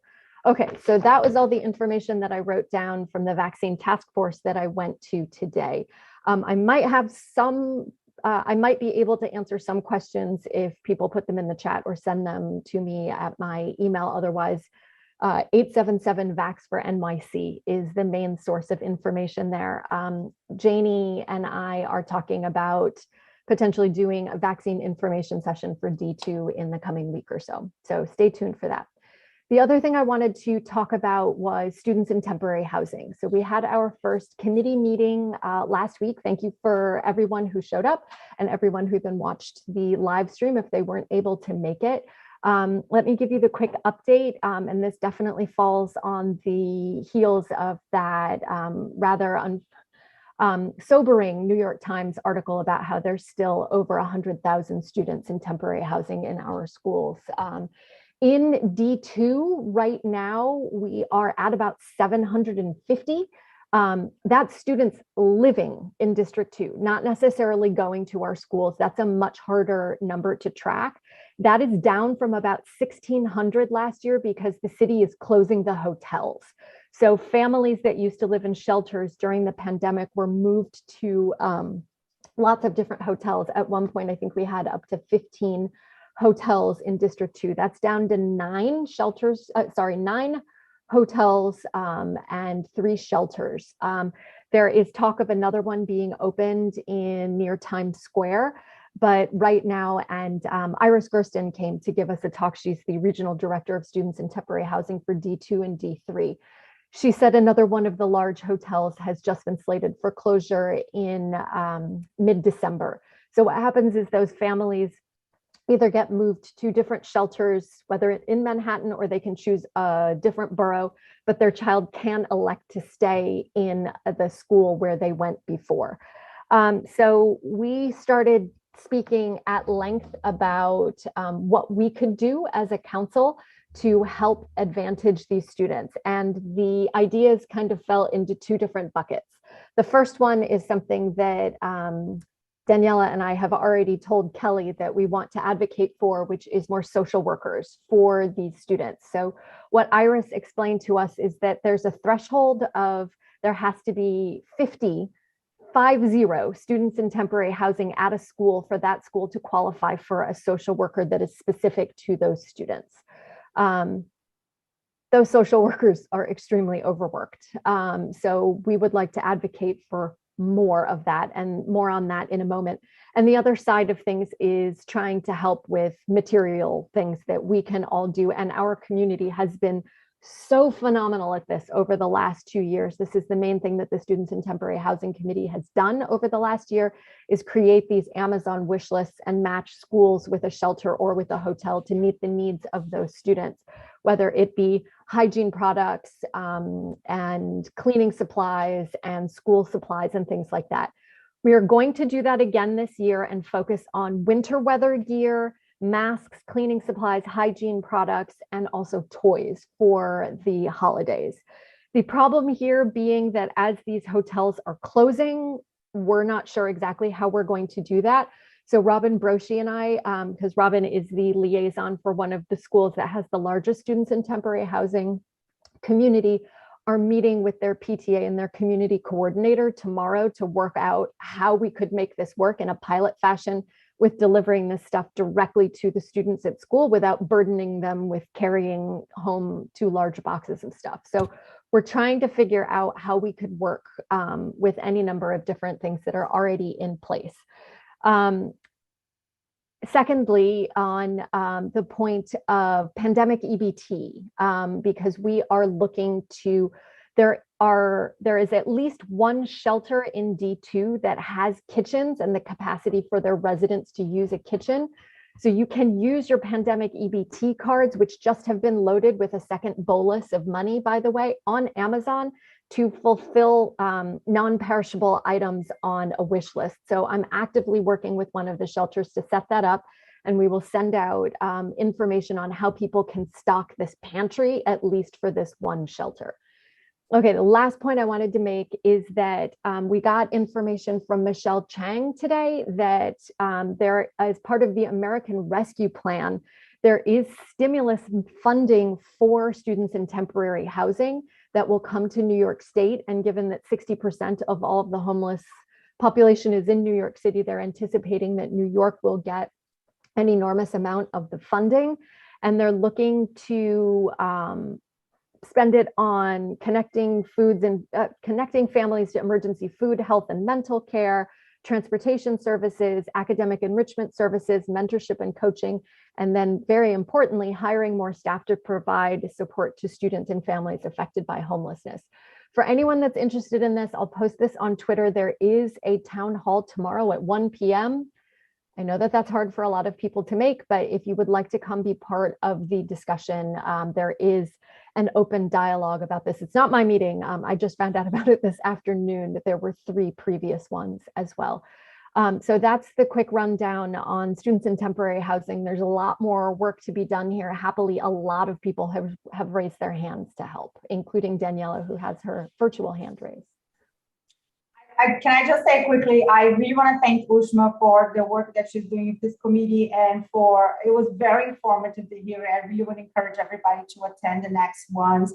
And as she said, like, we're trying to address immediate needs of these families. And so anybody who can make donations or can support with your EBT cards, or end of the year, there's a lot of donations that, people are able to get. So please support.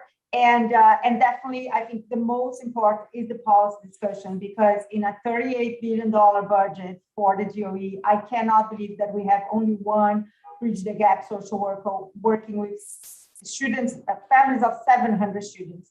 It's completely unacceptable, and we're going to really be advocating to make sure that these families have the support that they need.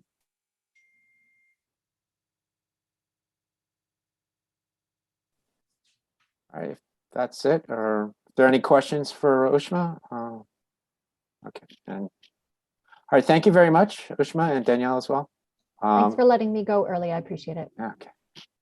And Superintendent Kelly McGuire, if you'd like to speak now. Sure. I'm happy to. And thanks, Ben, for this. And I just want to, thank you and Daniela for Jennifer Greenblatt. Our family leadership coordinator and I meet with the CEC leadership regularly. And, while we talk about some challenging and tough issues sometimes, I just really appreciate the opportunity to do that with you in a way that, just reflects, I think, the kind of dialogue that we want to see happen by people who are in these positions, even if we don't necessarily agree on everything, that we can at least come together and try to find some common ground on it. And I, before flashing my slides up on the screen here, I do just want to address some of the items that were mentioned at the start of the public comment period. And, in the spirit of common ground, I don't think that any of us can say that worry for our children is something that is easy to set aside. When our kids come home upset about a fight that they saw at school, or they're upset about something that happened in class, we feel for them. That's why we are parents. And we want to be there to support and love our students, no matter what it is that they're dealing with when they come home. I do want to say that, we are coming back from this I don't know, everything feels like like it's a snap, and the pandemic, it feels over, but it is still very much a part of the world and life that we are living in our schools. Every single day, I receive multiple emails from our schools, reports of positive cases that have occurred in school, and classes that have been closed or partially closed. It is enormously stressful on the faculty and staff in the school, the parent coordinators, the guidance counselors, the principals, assistant principals. It's still just very much a reality of what it is that we're living in. And I think it is also reflective of just this incredibly stressful time that we are, thank goodness, like working our way out of and working back toward normalcy. And we absolutely should not take any steps backward in regard to limiting students being in school. I am very thankful for the processes that have been put into place by the city in order to keep our classrooms open, keep students in school, but it's not a surprise that some kids are really struggling because, and these are wealthy children, these are poor kids, these are kids who stayed home throughout the pandemic, these are kids who were in school as much as possible, but there were a lot of different experiences that our kids had, and some of them are really struggling. And it is not flipping a switch. I mean, when I wave goodbye to my children when they, actually, what am I talking about? I'm at work, but when they go to school. But when my children leave to go out the door to go to school, it feels very, very normal. But I think that when I hear these stories about certain things that are happening in schools, it's a reminder that things are not quite normal yet. But I do want to say that the way that things are now is not the way that things are going to be throughout the entire year. Our teachers are going to continue to get to know our students better, not just as individuals, but they're going to get to know them better academically. Knowing them better academically and knowing them better as people allows them to be able to adjust curricula or the way that they're teaching, or to give kids extra time when they need it, to be able to reach out to kids when they see that they're having trouble. What the state that we're in right now as we are returning to school is not the way that things are going to be. And we are going to be able to get past all of these different COVID interruptions that I think that are continuing to have trouble in our schools.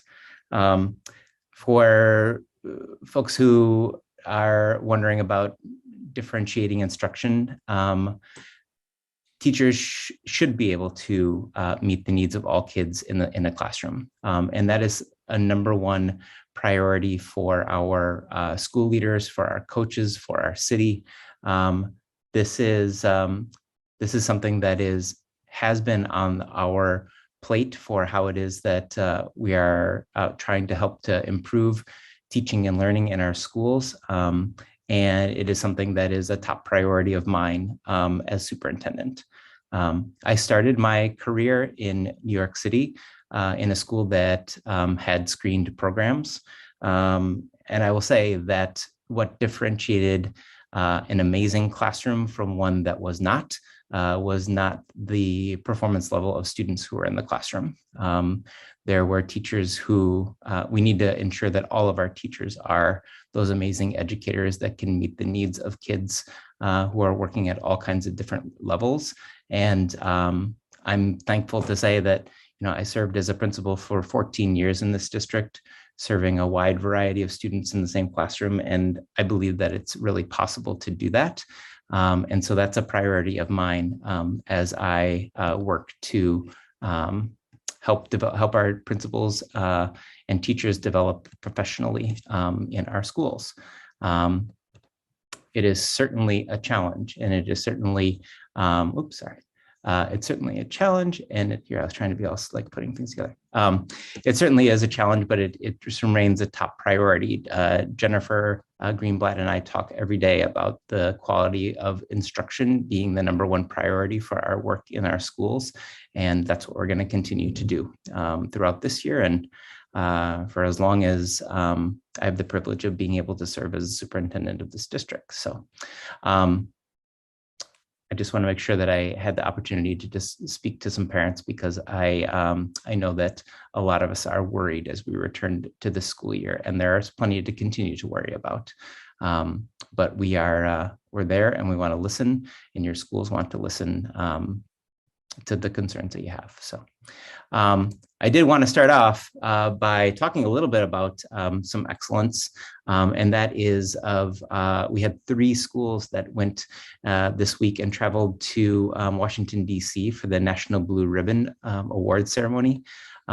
PS 41, PS 234, and PS 290 were recognized as National Blue Ribbon Award schools. For people who are familiar with the Blue Ribbon Awards, this is not an award that's available to every single school. The school's data are reviewed and looked at, and a few over 400 schools in the country, both private and public, are invited to apply for it.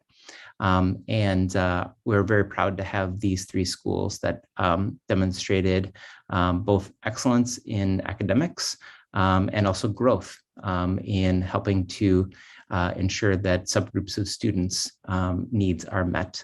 And so we're just very proud of them.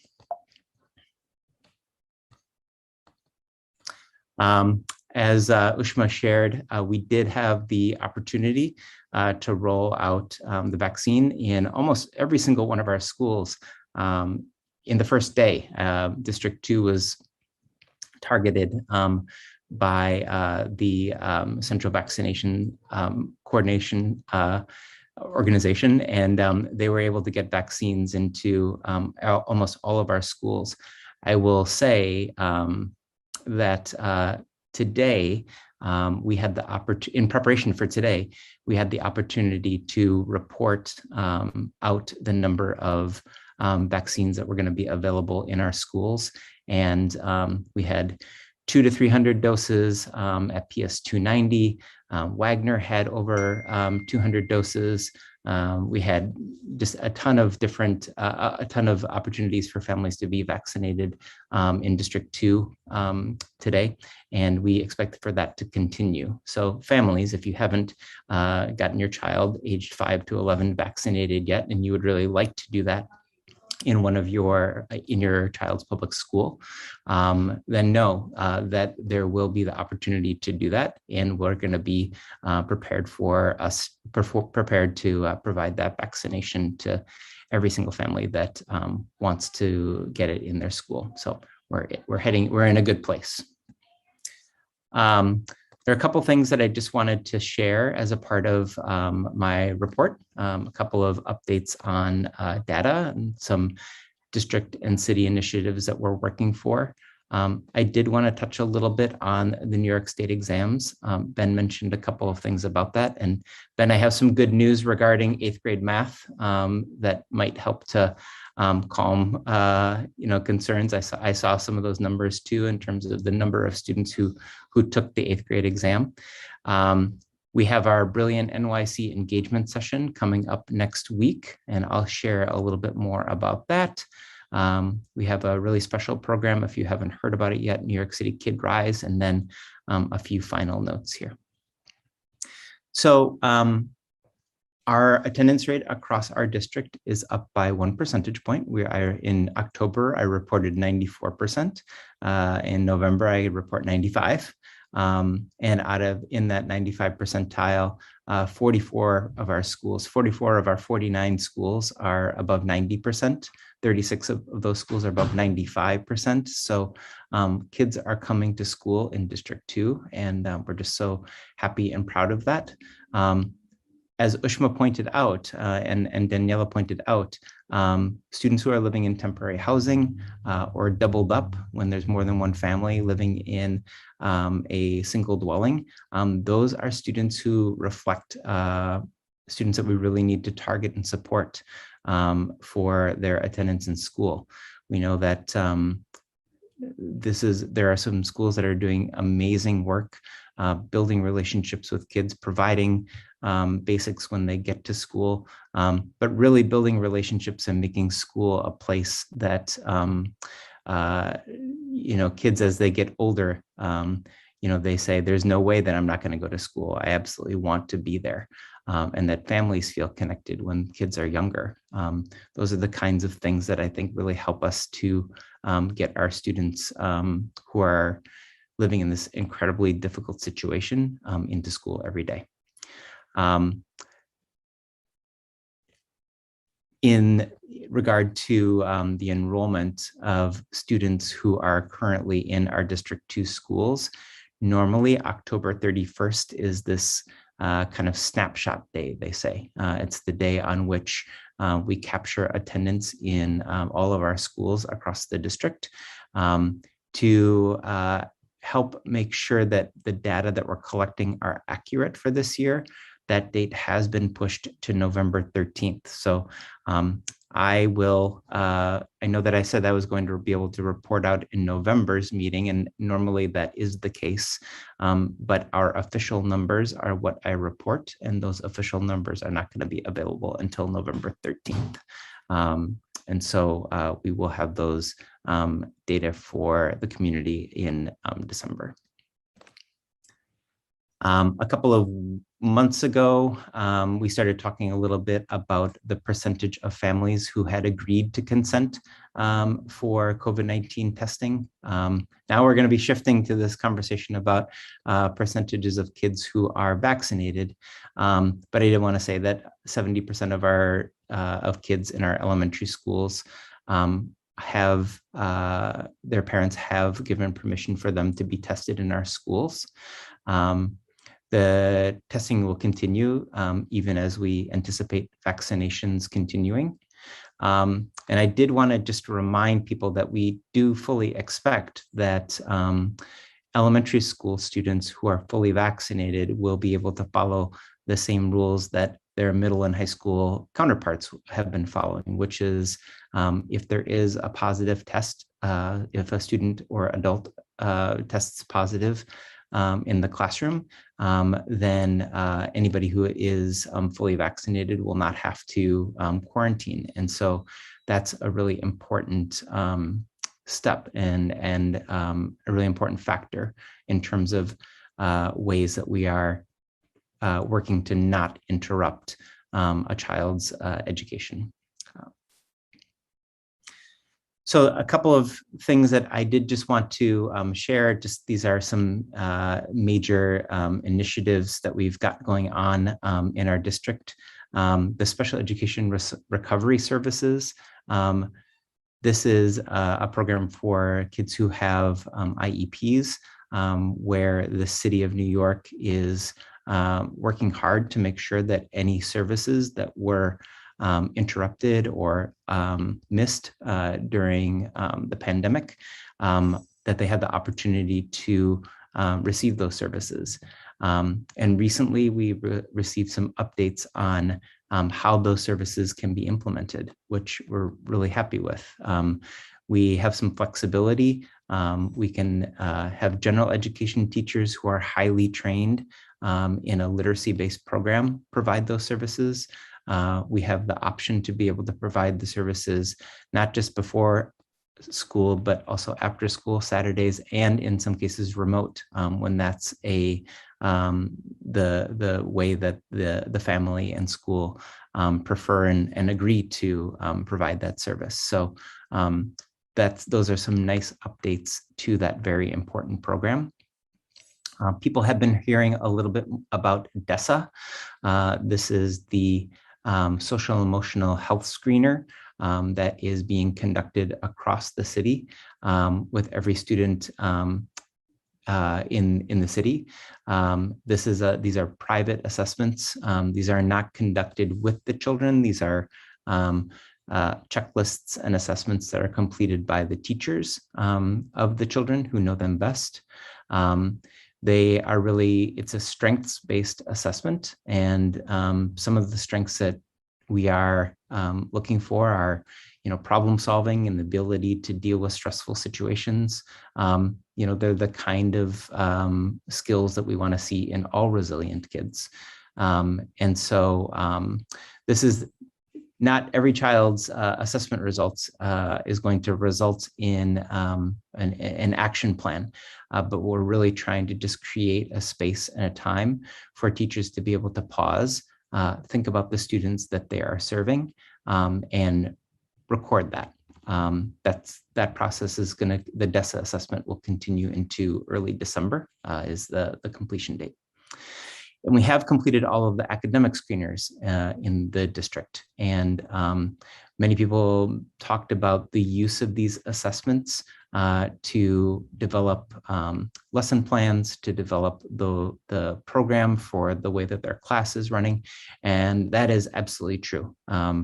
Our schools are using that data and information. And those are good data and information for us to be able to have so that we can adjust instruction, create groupings, create special projects for kids and groups of kids in classrooms.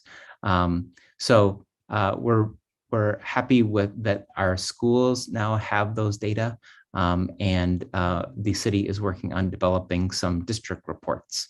As people may know, we have these academic screeners that are being given in the fall, the winter, and in the spring. And what we're really looking for is growth out of our students. And these tools will be useful to us in being able to determine that. As I mentioned, I did want to just touch on the New York State exams, and it's absolutely true that the exams this year were very different than they were in years past. I believe that the exams can serve as an important tool for us to be able to evaluate our curriculum and programs and measure progress over time. But the state of New York has indicated very clearly that we should not use the data from last spring state exams to compare to any other year.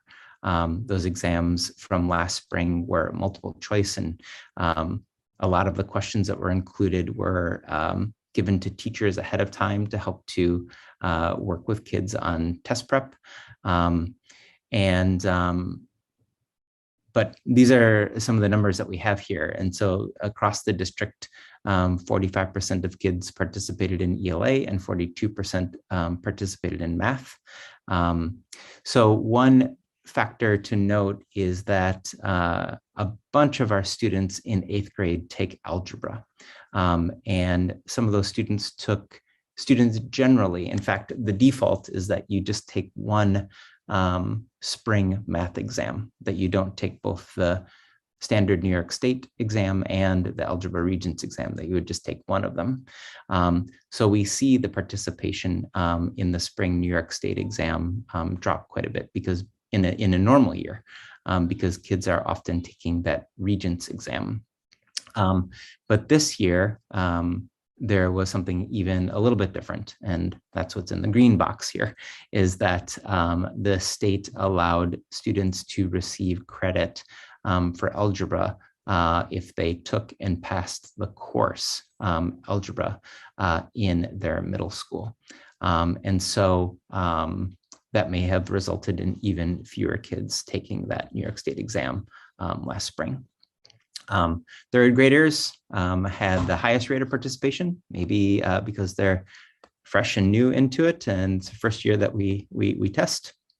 And as CEC President Morden said, the rates of proficiency across our district were quite high, with 85% proficient in ELA and 77% proficient in math.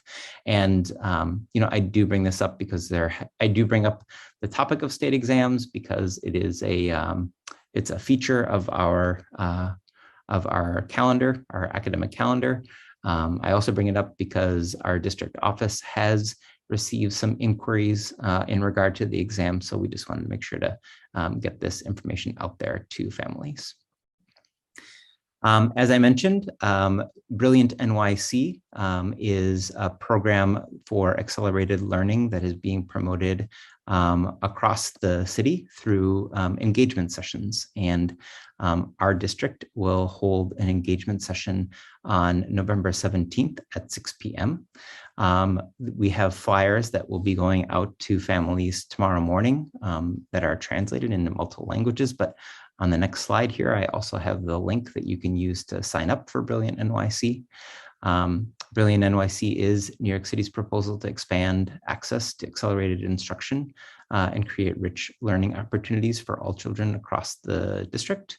There is a blueprint for Brilliant NYC, but we also, there's a lot of it that hasn't been designed and created yet. And so these engagement sessions are an opportunity for us to really come together and share ideas about Brilliant NYC.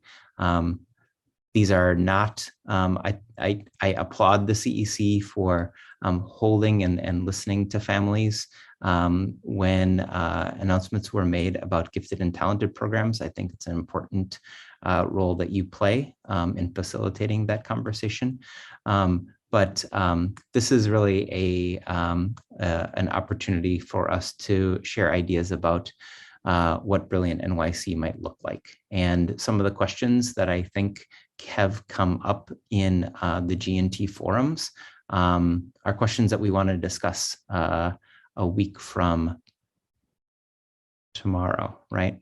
November 17th, yeah. And so we look forward to seeing you then.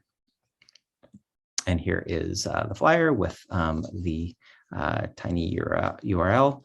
It's tinyurl/brilliantnycd2. And again, this slideshow will be on the CEC website, and also flyers will go out to families tomorrow. So NYC Kids Rise is a new initiative that is, well, it's a program that has been around in District 30 for the past few years. But I'm just going to let these kids and this video do the talking here in regard to sharing a little bit with you if you haven't heard of what NYC Kids Rise is. Kids Rise. Every student should have opportunities, resources, and support to achieve their dreams. Research shows that children with even a small savings account of $100 to $500 are 3 times more likely to enroll in college and more than 4 times more likely to graduate. Together, we can take small steps for big college and career dreams with the Save for College program. The Save for College program has 2 parts: a scholarship account and a savings account. To help every family get started, NYC Kids Rise will provide an NYC scholarship account with an initial deposit of $100 to every public school kindergartner and opportunities to earn more over time. Small steps now can make a big impact in the future. Here's how it works. Your kindergartner will be automatically enrolled in the Save for College program unless you choose not to participate. Log on to nyckidsrise.org to see your child's NYC scholarship account. Once activated, you earn an additional reward into the account, and you'll be able to track your child's balance over time. And that's not all. There will be other chances for NYC Kids Rise and the community to add more money to your account in the future. We know that saving for college can be tough. It can feel too early or not in our budget. We're talking about small steps that can begin today. So once you activate the scholarship account, you can open and connect a savings account so that you and your family can save in ways that make sense for you. A little amount set aside every week or month. Hi, I'm New York City Schools Chancellor Misha Porter, and I'm so excited to be working with NYC Kids Rise in each of our school communities. Saving and planning for higher education from an early age is key. I have seen the impact that the Save for College program is having on families, schools, and our children in School District 30, where this program started. And I'm thrilled to be sharing it with you now. Hi, I'm Deborah Ellen Glickstein, the Executive Director of NYC Kids Rise. It's important that we start early so that our kids have more options in the future. No matter what your family's income or immigration status, the Save for College program is a way for all of us to save in and invest in our children. NYC Kids Rise, the City of New York, the NYC Department of Education, along with families, schools, and all our communities are working together to make that happen. Find out how at nyckidsrise.org. Let's build a bright future for our kids together. Find out how at nyckidsrise.org. Let's build a bright future for our kids today. Kids Oops, Rise. You don't need to hear that again. So NYC Kids Rise began with a private grant to the City of New York for $15 million. And as the video shared with us, every single kindergartner in our city this year received had a bank account opened for them with $100 placed into it. And the thought is that throughout the child's educational K-12 career, that there will be different opportunities for kids to receive additional funds in their NYC Kids Rise account. There have been, as the video mentioned, this program began in District 30, I believe 6 years ago. And since that time, the students who have been participating in the program have had additional funds donated through foundations, through different grants that have been available through federal government. And so we know that developing and setting up a college account can be a barrier for some families. And so the City of New York is doing that for families. I bring this up a little bit because there is always the option for families to opt out of this program. And if you choose to opt out of the program, you can either contact your child's school or you can go to their school's account and you can click to opt out in that program. I'm sorry, in that website. Again, this is for folks who have kindergartners enrolled this year. But again, the idea is that college savings is a benefit to all kids, and the City of New York is getting us started with $100 in every child's account. Just some final notes in regards to parent-teacher conferences. We had elementary school for the most part. I know some schools have adjusted their calendars, but for the most part, elementary school was last week. Clinton has theirs this week. That's our only high school that is under our district supervision. And then middle school is scheduled for next week. I am going to just kick it over to Jennifer, who's going to just share a little bit about how it is that we are approaching middle school tours and open houses. Good evening, everybody. So as many of you know, several years ago, I began putting together a comprehensive guide for middle school tours and open houses, which help parents navigate the system. That was when tours were basically in person. Because of the delay and timing of this, as well as the fact that most tours this year will be virtual, rather than putting together a whole guide with the tours so that everybody can use it to sign up, I'll be providing a short document that helps you easily navigate. It will go out to all elementary school families at the same time, and then the tours will all be listed on the middle school websites at the same time to ensure equity for all of our students and families to select the middle school that they would like to tour.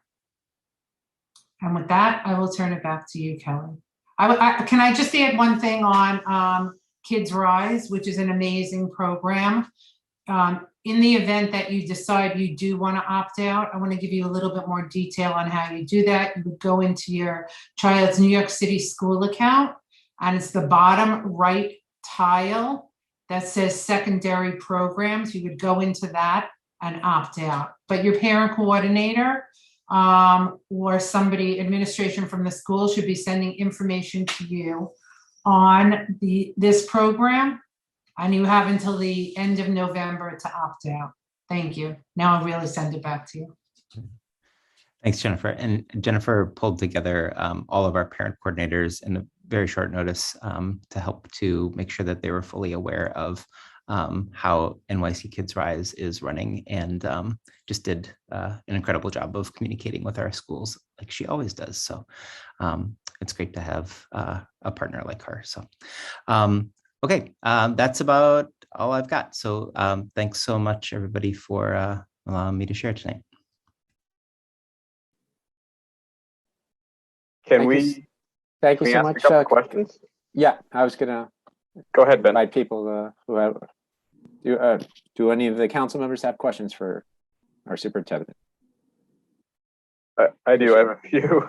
Okay, go I'll ahead. try to be quick. This kind of sort of the easy ones. State exams. Do we expect them to be normal, repeat of previous year's questions, same number of questions? I'm guessing you don't know, but I'm wondering if they give you an indication. I can't say exactly what the format is, except for that we got a notice that said that we expect exams to be as they were prior to the pandemic. So I think that we're looking at a format of multiple choice, short answer, long answer. Okay, good. Brilliant. And I don't want to put you on the spot if you're still formulating, but since we last spoke, do you have a further idea on format? So the way that it is looking is that what we'll do is have a few opening remarks, and then we will spend the largest chunk of time in breakout rooms. Those breakout rooms will be available for people to share and speak freely and record feedback, either using I'm sorry, the facilitator of each of the breakout rooms will facilitate the collection of feedback, and but it's going to be public.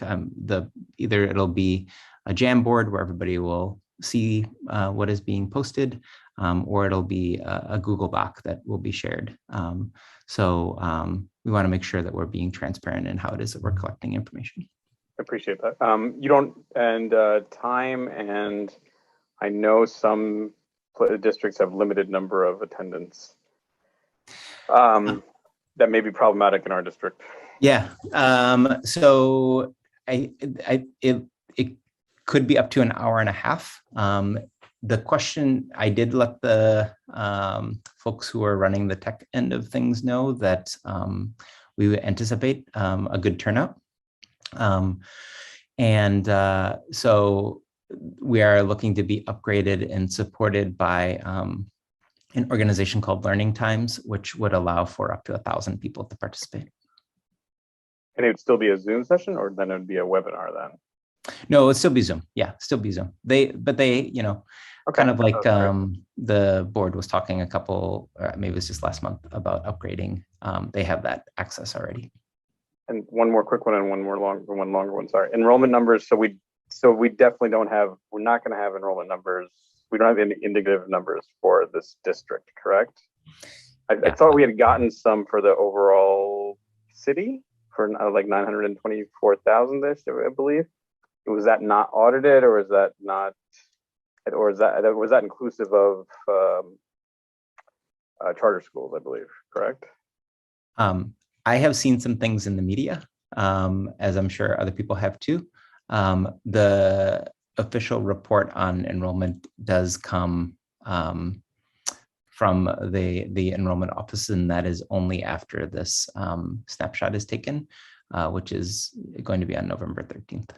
And will break out charter schools versus not? It should, yeah. And then my hard question, sorry. No, it's okay.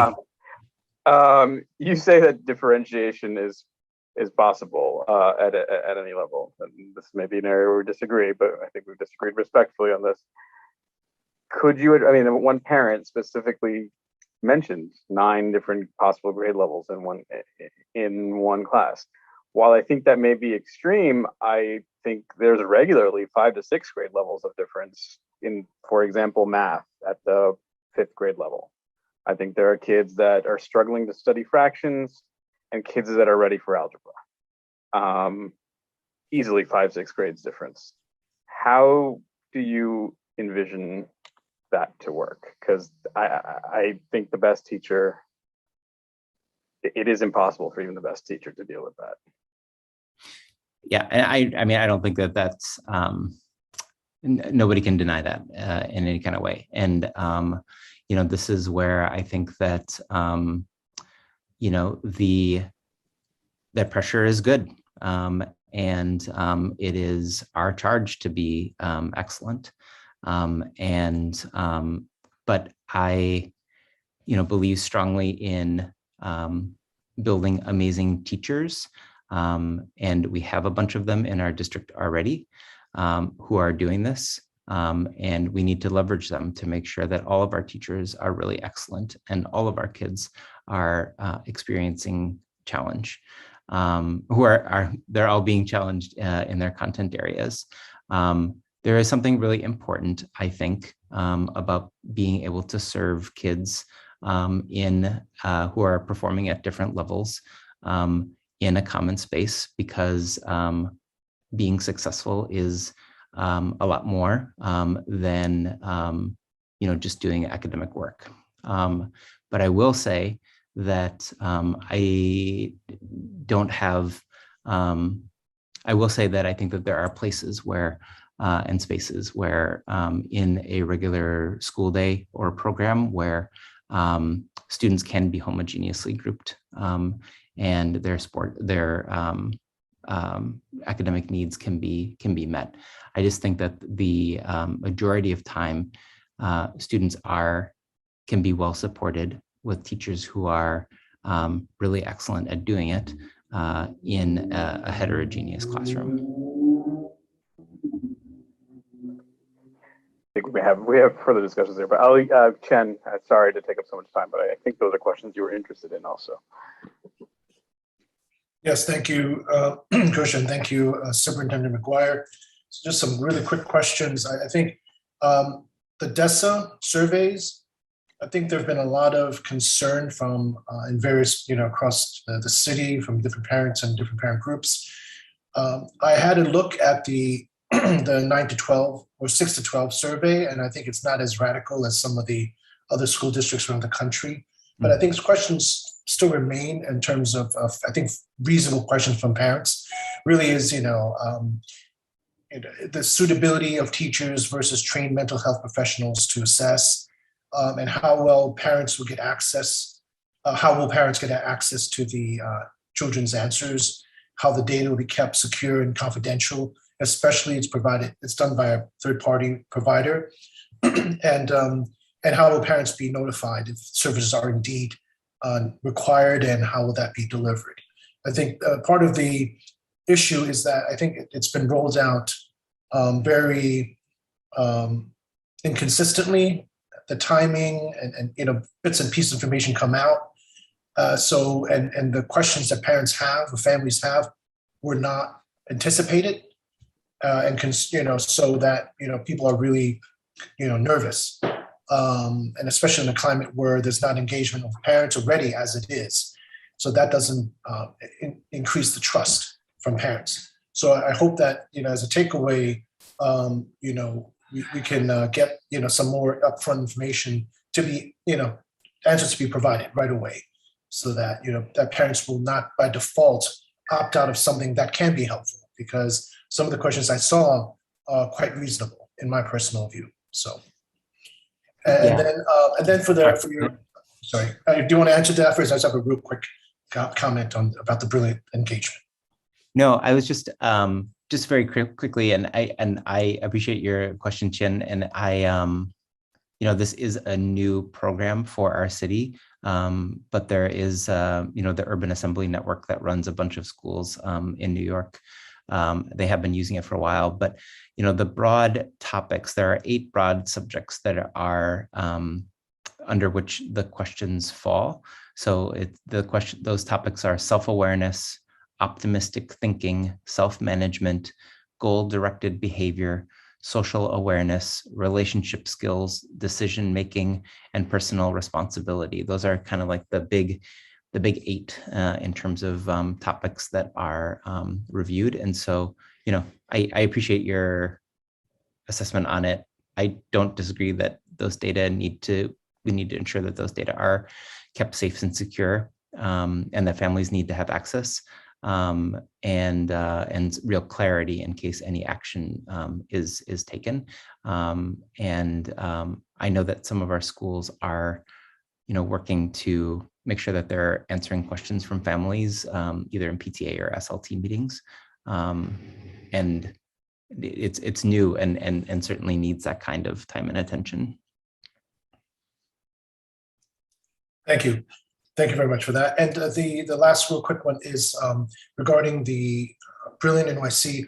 I really want to, I think we spoke ourselves about this, but transparency and accessibility of information and the viewpoints that are gathered from the meeting, I think to kind of rebuild the trust, because, people may know that, I've participated in the CEC4 engagement, and I felt that it was not very earnest or honest. And it was a one-way lecture about the benefits of the program, where only 3 parents were allowed to speak, and any engagement about comments and feedback on the chats were shut down because someone felt that it was not, it was offensive or whatever, that leads to this free speech kind of discussion. But I hope that we have access, and breakout rooms are I'm very suspicious of breakout rooms if they're not recorded and if the materials are not mutually shared, so that everybody knows what was discussed and what was the conclusion, what was the majority view, so that people can't misrepresent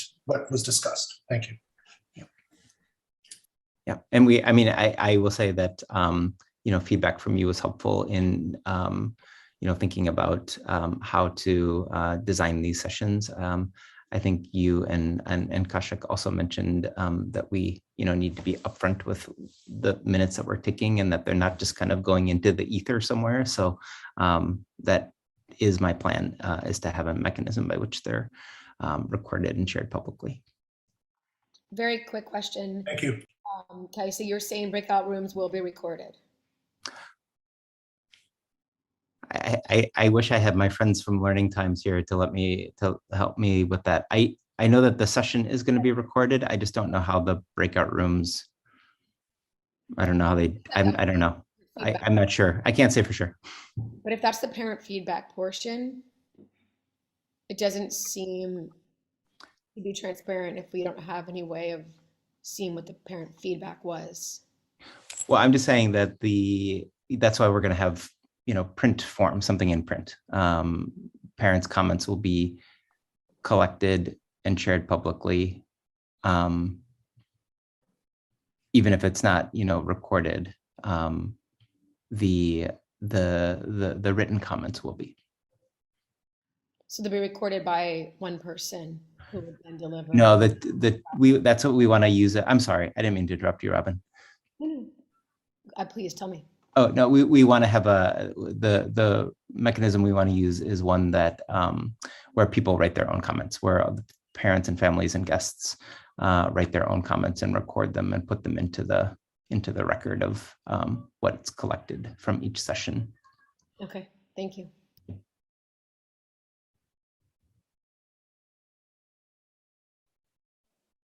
Any other questions for our superintendent?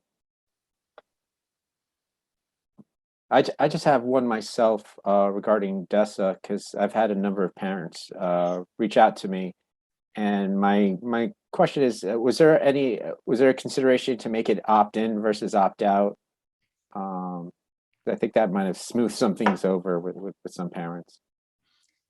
Yeah, I wasn't part of any of those conversations. I'm not sure, and I think that the urgency that people at our all educators really feel about wanting to make sure that the kids are all right, was really behind that decision of, wanting to collect as much information as possible about kids, and to get, it's really just that it's this opportunity for teachers to really pause and think about what it is that they're seeing. Life goes by so fast in a school day, and so many different things happen. But to have to pause and make, share information, I think is really important. But sorry, to answer your question, I don't think that was, or that probably was considered, but I wasn't a part of that conversation. And I also like to say thank you for sharing the New York City Rise. I'm going through the college process right now with my oldest, and I wish planned better or years earlier. So, but thank you. All right. I guess the next item on our agenda is the discussion of resolutions. Does anyone want to raise anything regarding Resolution 182? All right. Oh, Well, okay. I would speak, but I was trying to give others a chance to speak first. Yeah. Well, Robin had her hand up. Thank you. All right, I'm going to make this quick because I know we have a lot of parents who want to speak in the second session, and I want to hear from them.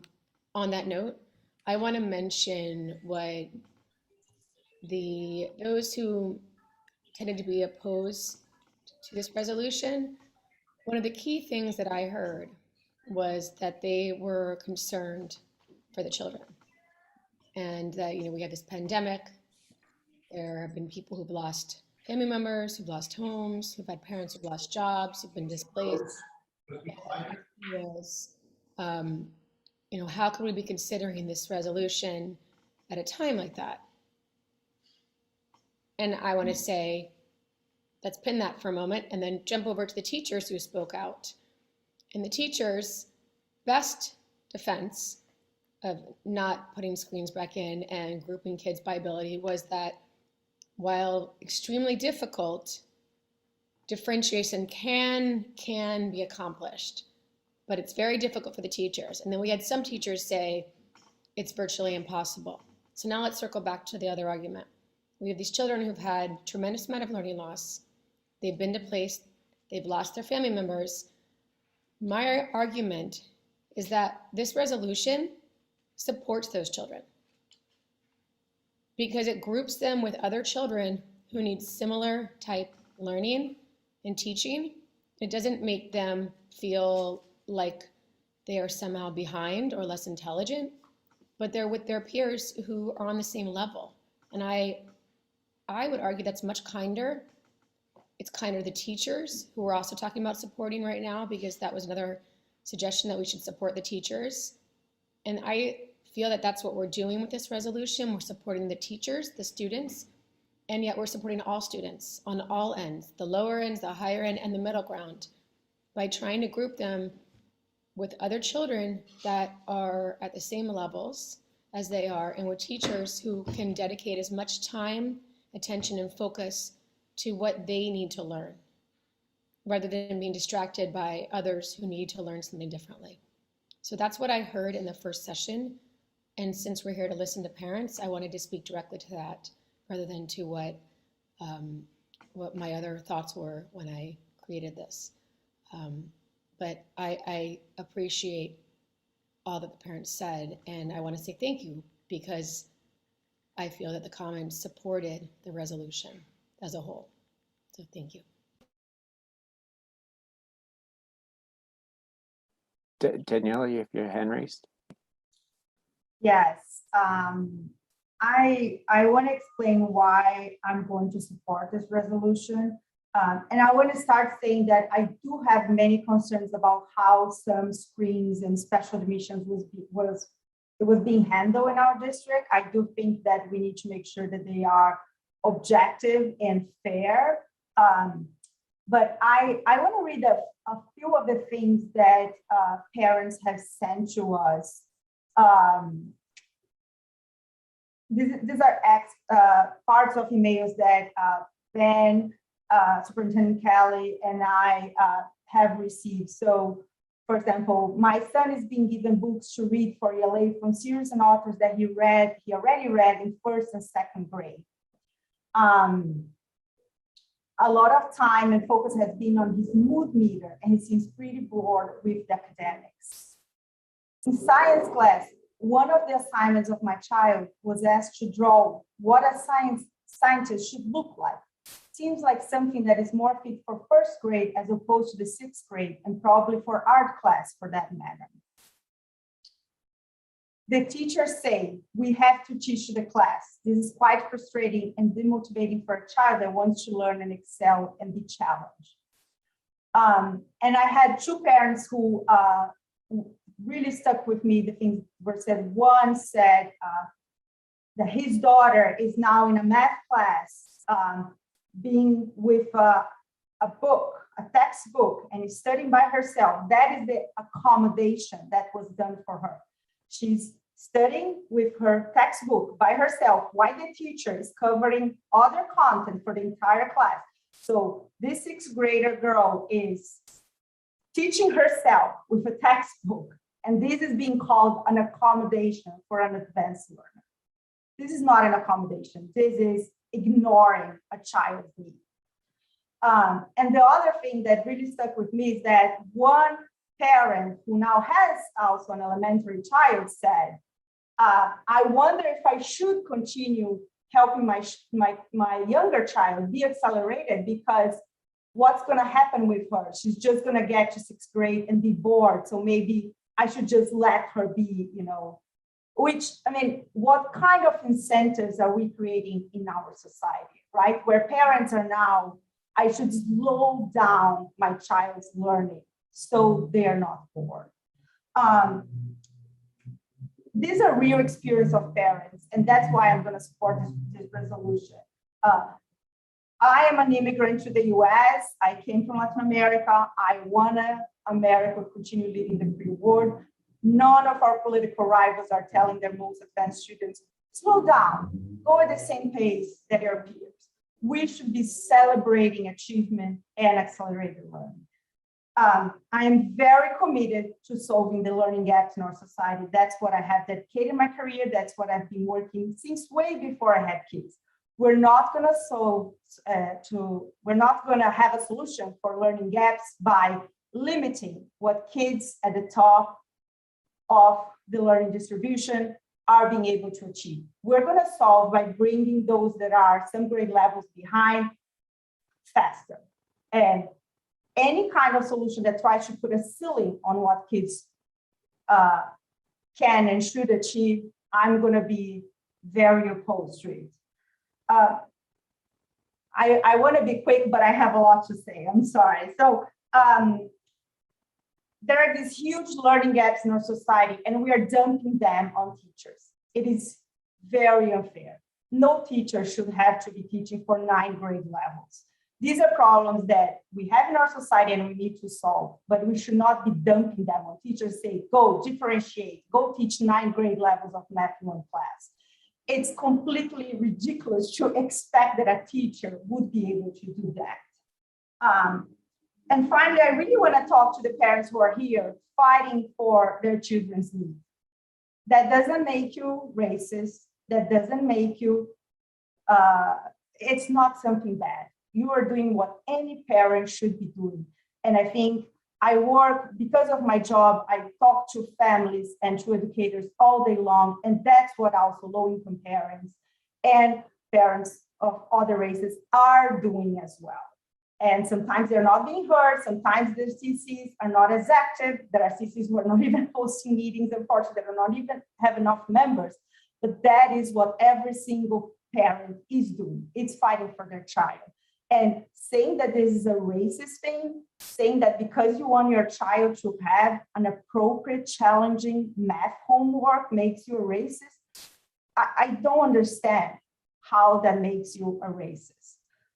This is a silencing tactic. That's what people are trying to do with you. And you should speak up for your children. And fighting for your children it's not either or, that we fight for our children, and because of that, we don't fight for the children who are the most vulnerable in our society. We are doing work with the Committee of Students in Temporary Housing, and we're also going to be working with students who have advanced needs. It's not either or. We need to serve every single child, with schools meeting them exactly where they are and pushing them as fast as they can go. Thank you.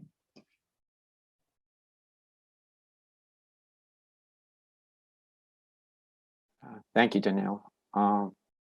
Is there anyone else who would like to speak? Again, I would like to, but I was being respectful of others who want to speak first. Chen, go ahead. Oh, you have your hand up. Thank you. I'll try to be quick. I mean, there's a lot of things that were said, and I really appreciate Daniela's comments, especially to the parents who do, any parent who wants to support their child, whether it's with learning needs, with disabilities, or with accelerated learning needs. We're all trying to support our children the best we can. I think my first words in support of the resolution is that, you know, when I think about the students we want to help, I really don't think about wealthy District 2 parents, families with intact families, with parents with college degrees and professional careers as doctors or lawyers or what, you know, high income earners. I'm thinking about the low income students, especially minority groups, students who don't have that kind of support at home. And the only way out, especially for a child who is really interested in learning, are these programs, right? High income families, if they don't get supported at their schools, at the public schools, they can afford to go to Russian math, they can go find a tutor, you know, $100 an hour, $400 an hour, that's fine. But low income students who are high ability, they need that support. They need that support with students who are have similar interests, who have similar abilities to be supported. You know, when they don't get the support, you know where they're going? They're going to charter schools. Hopefully they will find private schools or religious schools that offer scholarships. That's where they go. I always talk about Caleb Anderson, who's in Georgia, who's a gifted child. His parents, identified him as gifted, and he got the support. We have a lot of Caleb Andersons that are living in the Bronx, in Brooklyn, in Queens, who are coming into District 2 schools, the gifted programs. And now we've taken away the district priority. I can agree with that. We should allow every child to have the opportunity to go to any school he or she wants to go to. And when I talk about predictability, it means that when I go to this school, I can expect this level of academic level of excellence matched to my abilities should I choose to try for that school. That's it. Right now with the lottery system, a high-performing child, a low-income child, will not know which school will truly be. This is why a lot of kids have come from out of district to our District 2 schools, because the promise of high-performing schools here, but guess what? It's the students that make the difference. If you take away the schools that are attracting the highest performing students through the screens, through some process of identifying the highest performers for those schools, then kids coming in from out of district, commuting hours, they're not in the right programs. You're fooling them, you're lying to them. So what I have in my mind when I think about these programs are the low-income minority students who don't have the family support, who don't even have anyone, the families within shelters, single parent families, or parents who have to work both 2 jobs. The G&T program at PS 111, we have families commuting from the Bronx, from Brooklyn, from Queens, hours every day. Why? They're seeking, and these are Black, brown, Asian, white students from from different income levels, right? And especially low incomes. They are seeking a great education, and they are willing to travel. We need to provide more. And it's not just about District 2, it's about the whole city. We need to offer these opportunities in every single district. Thank you.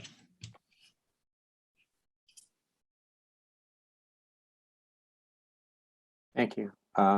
Thank you, Chen. If there's Kush, did you want to go now, or is anyone else? Yes, please. Unless anyone wants to go first before me. Happy to see the time to them. Just one second, Kush. I've seen some parents or some members who are attending today raise their hand. We will be having a second speaker session for everyone to speak. It just please assign you can still register for that.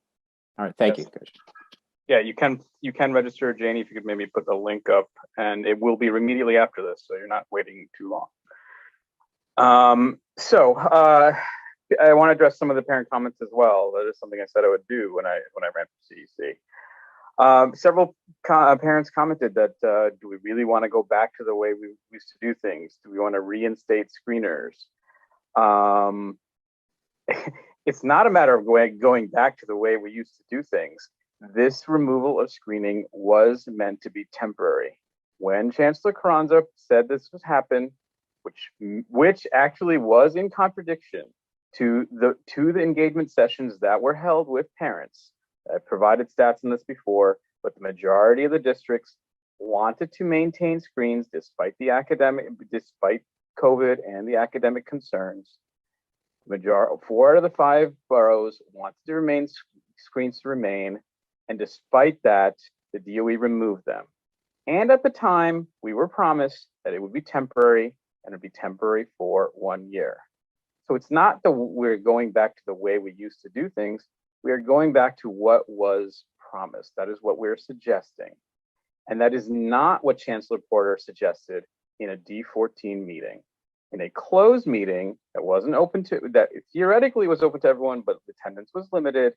And that's what she announced behind, not exactly closed doors, but essentially closed doors, which again, is a trend that we find alarming in this Community Education Council. So that's one piece of it. The second piece, a second piece of it is that we heard from a number of parents that say that removing screening has improved diversity and has improved the state of affairs. I don't think we have data that it improved diversity. In fact, I remember several members of the former Education Council saying that they didn't expect things to change radically just because there was choice, there was still choice, but not screening.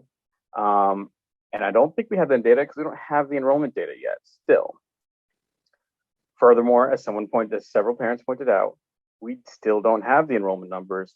The one thing that you will see, and I think I've voiced my suspicions on this, the DOE keeps pushing back when these enrollment numbers are going to come out. I know they always cite reasons, but pardon me, Kelly, it is suspicious that they keep doing this.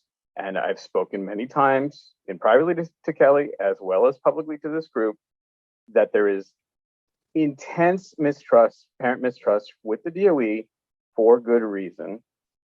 And those enrollment numbers are going to show the number of parents that have fled the system, that have fled New York City, that have fled to charter schools, as Chen pointed out, that have fled New York City, period. Enrollment has already indicated to be down across the city. It looks like 20%. We know the District 2 was hit harder than that. So everyone that thinks this is great, it's all about increased diversity. Fantastic. You've had massive flight out of the system, and you have, if you continue to remove screening as well as the G&T acceleration, you are handing private schools the monopoly on accelerated education, which is the worst thing that could happen to immigrants, to Black and brown students, to the people that you say you want to help.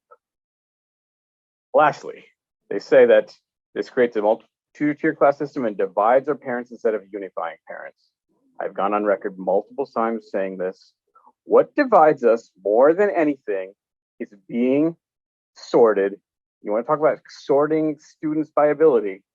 I despise the sorting of families into 4 crude racial buckets of white, Black, brown, and Asian. My family history is far richer than these crude buckets. So is everyone else's. I do not walk around New York City thinking this way. I walk around New York City and I see a family that is half Korean, half Dutch. I walk around New York City and I see a Hispanic family that's not Hispanic. It's half Argentine and half Colombian. I want to know people's story. Daniela has an interesting story about her family. Chan has an interesting story about his family. I don't want people cast in these 4 crude buckets. That divides us more than anything. Lastly, all the comments I heard from parents that say that they like this lack of screening, it hasn't addressed any of the points that parents said that their children aren't being challenged. It doesn't. We keep reverting to a racial issue. And by the way, you haven't shown me that the racial has improved. It has improved in District 15. It has improved here. You haven't shown me that. And what you certainly haven't shown me is that educational outcomes have improved. There's no data in that from District 15. They don't have that data here for District 2. At the end of the day, we're a community education council, not a social engineering council. We're the Department of Education, not the Department of Social Engineering. Our collective job is to educate children, not to do this grand social engineering project, which many people have said cannot be done without housing and income and employment and several other things that need to happen. Sorry, education cannot be the leader on this front. Education is the front in gaining additional employment opportunities, but not the solution in this regard, in this issue. It cannot be the case. I think I had one more point, but I think I will close there.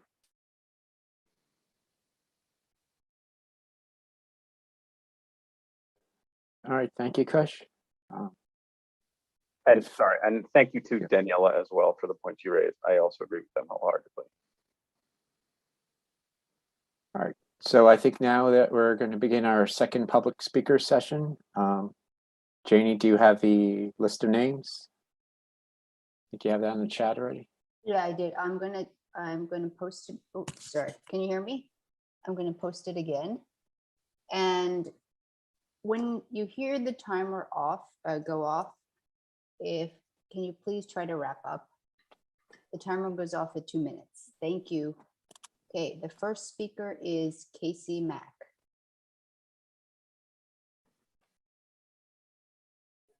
I'm sorry, I already spoke. I didn't know about whether to sign up for both sessions. The only thing that I'll add to what I said earlier is just, I really do want to ask, that we address the needs of our current 6th graders, because they're suffering now. This isn't something theoretical. This is kids going off to school every day and, just bored and frustrated and, not having their needs met. So anyway, just keep our 6th graders in mind too, because it's too late for them on screens. They're already living this really what's become a kind of a nightmare. Thank you. Okay. The next speaker is Jackie Cesar Mace. I don't see Jackie. Okay, the next person is Jane Bradbury. I don't see Jane. Okay. Jess Baker.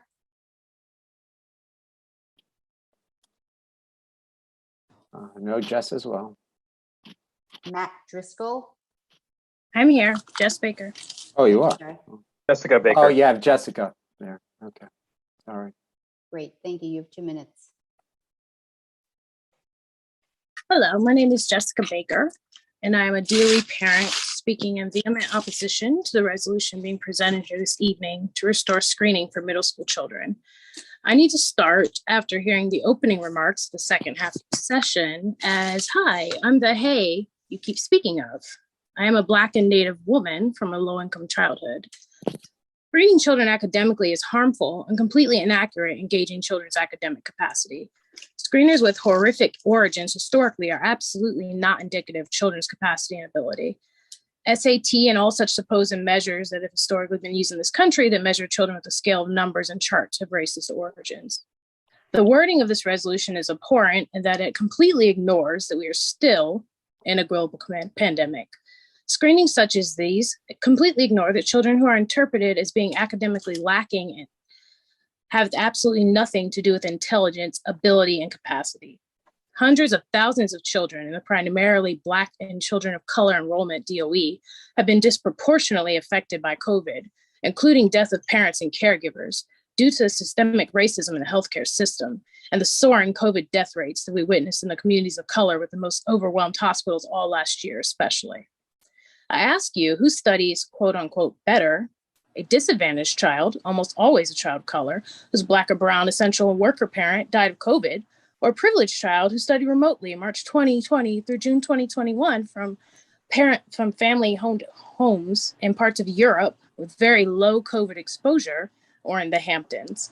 I personally know this to be true from the classmate parents of my child last year. Which parts of the screeners address these disparities? Grade levels are a non-consistent social structure that is rooted in reality of a child's comprehension, not rooted in reality of a child's comprehension. The child with a dead parent, where they're not suffering from PTSD, can often produce the same academic work as the child who is safely shielded in a COVID-free bubble that their parents' privilege provided, but we do not know, as you'll have to pardon the child with housing insecurity or dead parent for being a little too preoccupied living in crisis and grief, for not being able to focus solely on an academic assignment.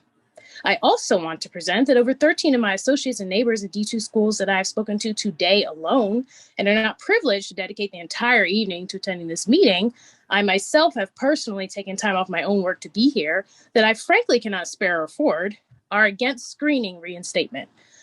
Announcing this resolution so close to the meeting date did not allow many of us parents concerned with equity to be present here tonight. I learned of this last night, and I'm a very involved school parent. The myth of quote unquote learning gaps and children quote unquote falling behind is absolutely constructed because it's absolutely that, a myth. Learning is not a linear and flat experience. True learning incorporates health and advancement, mental health, and a child's social supports being equally advanced with what math problems they can do the fastest. If you want robot children producing statistically academic quote unquote high ability, feel free to provide your child in-home tutors and not only consider what a child can fill out on paper before a timer ends. Every single comment in support of this resolution has ignored the privileges responsible for why their child has excelled, quote unquote, academically in this pandemic. Also, as a parent whose friends consist almost entirely of educators, most of them DOE educators, these unsourced claims regarding the supposed lacking in education advancement going on in the schools are completely untrue. On October 29, 2021, the American Psychological Association's Council of Representatives passed 3 resolutions acknowledging and apologizing for APA's role in promoting and perpetuating racism and racial discrimination in the United States, the role of psychology and APA in dismantling systemic racism in the United States, and advancing health equity in psychology. Quote, whereas APA and its leadership failed to take concerted action in response to calls from Black psychologists, quotation, many of which largely formed ABPSI, quote, end quotation, for an end to the misuse of testing and assessment practices and interventions in education and the workplace developed by psychologists and others that perpetuated racial inequality. Sources, Cummings Center, 2021. Authors Gomez, Cano, and Baltes, 2021. Pickren and Tomes, 2002. Michaels. I'm sorry, I need to interrupt a little bit. It's been way over 2 minutes. That's our fault due to timing issues. That is the end right there. And many other people. That's the only one you cut off? I did not mute her. I did not touch it. Excuse me, I did not touch it. I did not touch it. I gave her a constructive comment. I did not touch it. You didn't mute her, but someone muted her, but you certainly cut her off of everybody that spoke way over 2 minutes. That was about 4 minutes. That is very true. There were people that spoke that long. And they were at 7 and 8 minutes. So thank you very much for drawing attention to that. You are correct. Absolutely. I actually didn't cut her off. I said she could finish. I just drew attention to the fact that it had been way over 2 minutes and it is a second speaking session. And I did not touch the mute button. All right, Janie, do we have the next person? The next speaker is Matt Driscoll.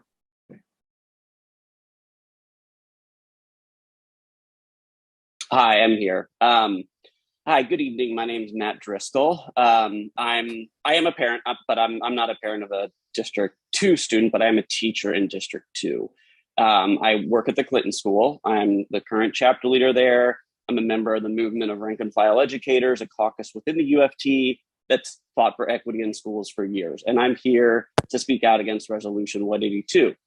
As I think most of us here probably know, the Department of Education is the most segregated school system of any major city in the United States. And it does need to be acknowledged that the removal of school screens is not going to alone reverse that reality, but it is clear that screens work to segregate our schools. In my over 11 years at Clinton, I've seen this happen firsthand. As Clinton became more popular, the diversity in the school changed. And I'm also struck by the assertion that screen admission is synonymous with rigor. As a parent who clarified earlier, we shouldn't conflate the two. Rigor or acceleration is subjective. If some schools aren't differentiating for a diverse range of learners, that's a pedagogical issue, not an admission issue. In the public comments, we've also heard multiple speakers refer to crowded classrooms. So why aren't we seeing a resolution for lowering class sizes that has been introduced in the city council? This has been, so it seems far more urgent to lower class sizes than to bring back screens. While I'm highly critical of MAP and other assessments that take away precious class time and cause real emotional harm to our students, I do think it's likely that these year's test scores will probably highlight the disparities for students who typically don't get into the most sought after screen schools. So why should a state test score or student attendance be the primary determining factors for which students get into the school where I teach? I take issue with much of the language in Resolution 182, particularly the pseudo-eugenicist claim that students with learning loss and education gaps should not be in the same classrooms as students with accelerated or advanced aptitude, and some of that language is directly quoted from the resolution. The language is a dog whistle. It's ableist, it's demeaning, and dehumanizing. It also ignores the reality that our schools are differentiating for students. I also take issue with the repeated use of learning loss. That language is dismissive of the learning that did happen last year and uses a deficit mindset to promote the continued segregation of our students. One of our student speakers at last year's 8th grade graduation at Clinton made a point to highlight that they learned much throughout the pandemic. Many of these gains can't be measured by standardized tests. And while these gains don't erase the real harm that was caused by the pandemic, refusal to acknowledge that students did grow as learners will do harm itself. So as a member of the SLT at Clinton, I will advocate against the use of screeners. I'll push back against any policy that further entrenches the segregation that plagues our city schools. Thanks. Did you hear that timer? No. It's so bizarre. I did, but it could be a little bit louder. Okay. The next speaker is Faiza Maji. Wait, before she starts, are we gonna now start enforcing 2 minutes? We've let every single person speak without a timer. We're gonna just arbitrarily. The timer has been going on. It's just been very low. Right, but we haven't cut anyone off. I just think He wasn't cut off either. No. I know no one's been cut off. Are we starting to cut people off at 2 minutes now? Well, No, it's a second speaking session, and it's almost 10 o'clock. So I think we need to just be mindful of time. Otherwise, we'll have to come back for the business meeting on another night. The We point have to respect parents who've been waiting all night to speak as well. The point of the timer was when you hear it, just try to wrap up. I didn't realize people weren't hearing the timer or was very low. So the point of the timer is not you hear it and then anybody gets cut off. If you hear it, just try to wrap up. But I didn't realize that people weren't hearing it. So, we'll do what we can. We're trying to treat every parent, everyone who's attending here respectfully and an honest, open dialogue. And I think we're keeping to that. And we just hope parents, when speakers hear the timer, please try to wrap it up. Thank you. Janie, who's the next person? Faiza. I don't see Faiza. Okay, Amanda Leifer. I don't see Amanda. Okay, Hunter Dare.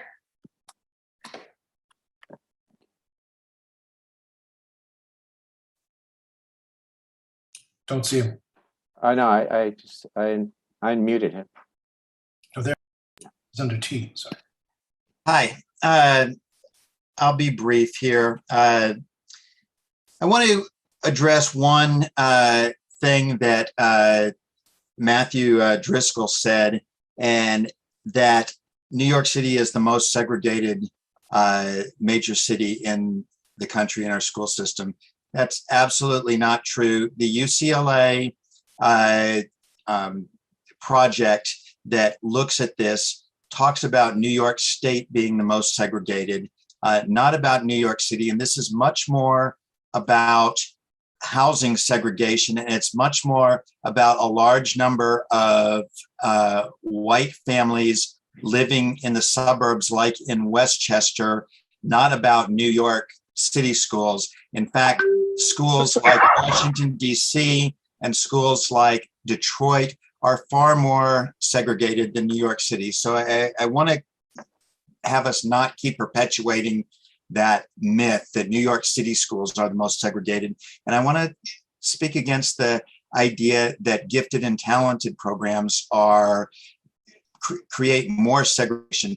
A lot of kids, we talk about that there's a preponderance of white and Asian kids in gifted and talented programs. And many of these kids come from schools that may even be a higher percentage of white or a higher percentage of Asian kids, a lot of them coming from the Chinatown area or from Flushing, the Asian kids.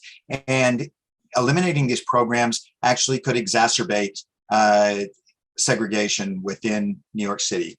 And I think that everybody's coming here from a good perspective and an idea of trying to help children and help the kids. And so I want to thank everybody for how respectful the conversation has been tonight and people presenting their perspectives. I also want to thank Kelly McGuire. I know there's so many times that you sit and you listen to everybody, and I don't always agree with you, but I always feel heard by you, and I always feel that you're thoughtful about these issues. And so with this amount of time that I have, I want to say thank you, Kelly, for your work on this. And just being here every time, listening to everybody on these calls. The final thing that I want to say. To wrap up. Sorry. Time's up. Who's unmute? I didn't do that either, for the record. Please, whoever council member is muting people, stop it. This is irresponsible. All right, Janie. I'm muting myself, but no. I wasn't blaming you. Who's the next person? Is that Stefan? No, actually, Faiza returned, right? Oh, she did. Okay. All right. Sorry. Do you see? Yeah, I'm muted. Hi, sorry about that. Phone battery died. This went on a little longer.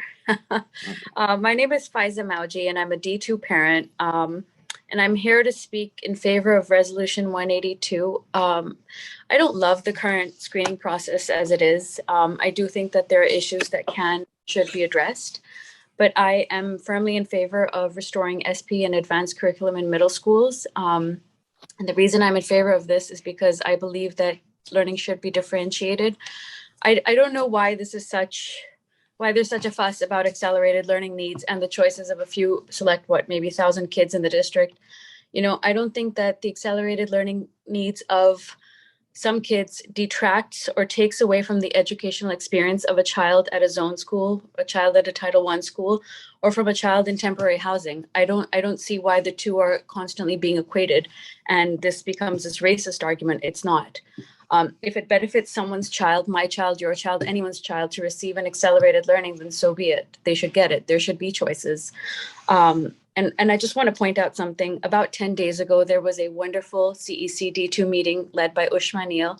And we had this wonderful woman called Iris Gersten discuss the plight of about I think 700 or 750 students in temporary housing in District 2. And I wanted to point out there were about 10 participants in that meeting. All the social justice advocates and people who are speaking up, there really wasn't anyone there. And I'm just wondering, if there's such a concern, then why are they not drafting a resolution to help those children? And I hate to be cynical, but then it makes me wonder about the motivations behind this amazingly vocal participation whenever it comes to accelerated learning.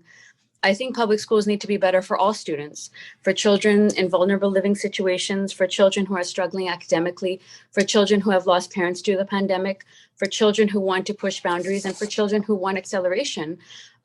We are pitted against each other in this never-ending discussion, all of these meetings, in this hostile manner, because there is no good leadership at the top. The mayor has politicized education, and it feels like we're always fighting for scraps. I agree with Assemblyman Harvey Epstein, who spoke earlier in the first session. His comments were great. I do think that new leadership is on the way, and then we should re-examine some of the processes that govern screening. But I don't believe that we should do away with it completely. I think we need better schools, and we need acceleration, and we need remedial education for kids who need it. We need to meet the needs of all learners, whether they're gifted, accelerated, at grade level, or struggling. And I think we should work for a better system and not tear it down. Successful programs to hide failures in other programs. And I just wish the meetings were not so contentious, and that parents who support accelerated learning weren't always painted to be these racists. So I think my time might be over, so I'm going to stop here. But thank you for giving us this forum. Thank you. Great. The next speaker is Zavinta Calvin Shaite. I can't find her. Okay. Then it's Stefan Lautner. Thanks. No, I think all the comments that I needed to make were made earlier in the session. So I'm good. Thank you. Thank you. Okay. Rebecca Gart. Oh, Gart? Okay. I see Rebecca Schweiger. I don't see Rebecca Gart. Okay. Julia McNally.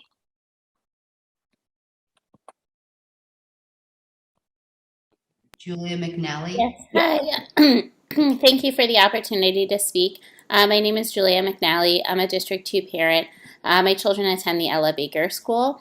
The Ella Baker School uses a loop learning model. That means that my children are in a classroom with 2 grades together. My children have benefited tremendously from being with children of other grades. There's 2 grades in the classroom. Children are not divided up by a perception of their ability or academic rigor. My children have not only learned traditionally academically, but there's been a great deal of social, emotional learning that has taken place. Our children are strong and resilient. They don't need to be tracked or divided up in order to thrive. On the contrary, they need the opposite. They need to be with children who are different from them, who come from different backgrounds, different ethnicities, who have different learning styles, who pick things up at different levels. That's the reality of what our world should look like. That's the world that we want when we want to work towards dismantling structural racism. It seems to me that a lot of people who are in favor of tracking our children are expressing confusion as to why are people saying this is racist. What I would say in response to that is, over the past, I would say 2 years, I've had to engage in a lot of unlearning myself. I grew up in a town with tracked learning, going to AP classes, going to quote unquote like elite universities, and I had to unlearn what I had been taught, that there's one definition of success, that we should all be striving for the same thing, that we do better when we're divided up and people have the opportunity to be challenged, and realize that the real challenge and opportunity for personal growth and community growth is when we can connect with people who have different backgrounds and different strengths. In response to the comments, like how can children possibly thrive when we're in a classroom with all different math levels? What teacher could do that? Well, I see teachers do it every single day at the Ella Baker School. So I know that it's possible for the same teacher to meet children where they are at a lot of different places and something astonishing happens because the children teach each other and they form stronger social connections. When we differentiate children, there is absolutely a connection between separating children by perception of ability and race. We know that there's a racial achievement gap, and we know that we end up, when we separate children, we're underserving certain children. And for that reason, I'm strongly against the proposition. Thank you.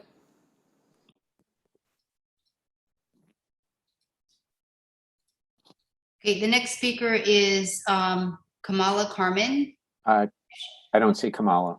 Okay, is there a number? She was dialed in earlier. There's no Oh. number. I think she's gone. It's Yeah. 917 number. I don't think she's there. Okay. Yeah. The next speaker is Deborah Alexander. Good evening, everyone. While I'm not a parent in District 2, I am a fellow CEC member, and I feel compelled to speak tonight to applaud the efforts of the majority of CEC2 members. You have repeatedly and holistically advocated for all children, and tonight's resolution in support of middle school screens is no exception. In a city that purports to celebrate our kids' diversity and individuality, it's disheartening that this DOE and certain parents want to lump them all together and erase their unique abilities by declaring that all children are the same and should be taught the same way. Detractors of specialized academic programs refuse to answer why a child who excels at math is any different from a child who excels at dance or soccer. Yet there are no protestations of all children should be artists or all children should be athletes. Where is the outcry about auditions and team tryouts? Shouldn't school plays and sports teams be filled by lottery? Somehow it's only impossible to imagine that kids can have natural academic abilities that require specialized instruction. Instruction that cannot be achieved with one teacher and 32 plus students in 6 hours and 20 minutes a day. Saying otherwise betrays either ignorance of what goes on in New York City classrooms or just plain mendacity. I am mystified by the logic that accelerated classes are, on the one hand, useless, and all kids learn just fine in overcrowded classrooms with huge grade level spans. And on the other hand, it's unfair that all children don't have access to those precious resources that are being hoarded. I heard a parent tonight talk about locking in advantages. And this is a common refrain amongst those who seem to have no idea that the only advantage a screen school offers a child is her appropriate education.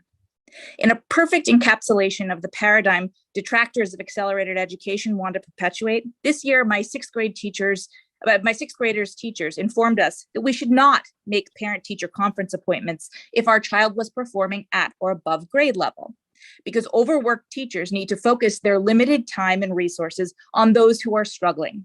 They don't have time for kids who are at or above grade level. Thank you again to this council, the majority of this council, for having the courage to speak up for parents who are unfairly vilified because they dare to have an opinion about their children's education. It's not really loud.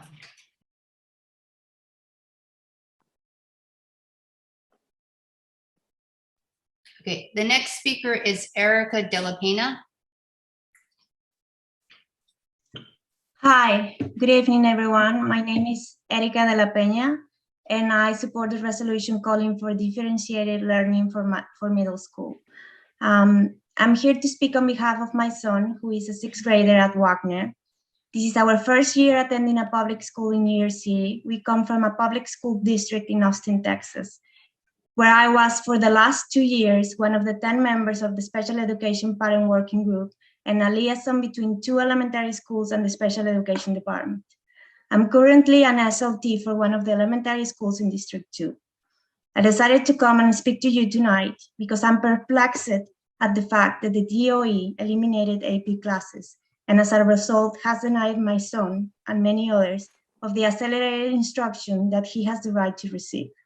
He came to this current school with a 7th grade level for math, having taken 5th, 6th compacted math in his previous 5th grade class, and tested out of 6th math to now being stuck on an ICT classroom with no access to challenge and appropriate instruction that will serve his needs. What the DOE is doing is not, and I repeat, is not in the best interest of diverse learners who are required by IDEA to have access to a curriculum that meets their needs. As a parent of diverse learners, I can assure you that one size does not fit all. We have to bring back accelerated instruction to anyone who qualifies by creating universal screening for all students as a routine part of the school. And instead of putting roadblocks for this to happen, we should be asking ourselves and the public servants, how are you going to provide for all the children who are lost inside the classrooms with no hope of being challenged? My son has been doing long division and common factors that he did in 3rd grade when he should be doing Algebra 1. New York City public education is failing their students. Thank you.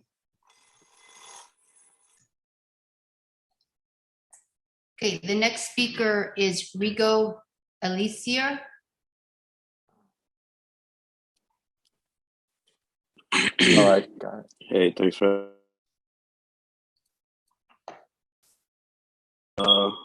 I've learned a lot listening to everybody here. I don't have much experience with this, but just anecdotally, I heard a gentleman saying earlier that New York is the 3rd most segregated instead of the 1st. That's not saying much, being behind Detroit and DC.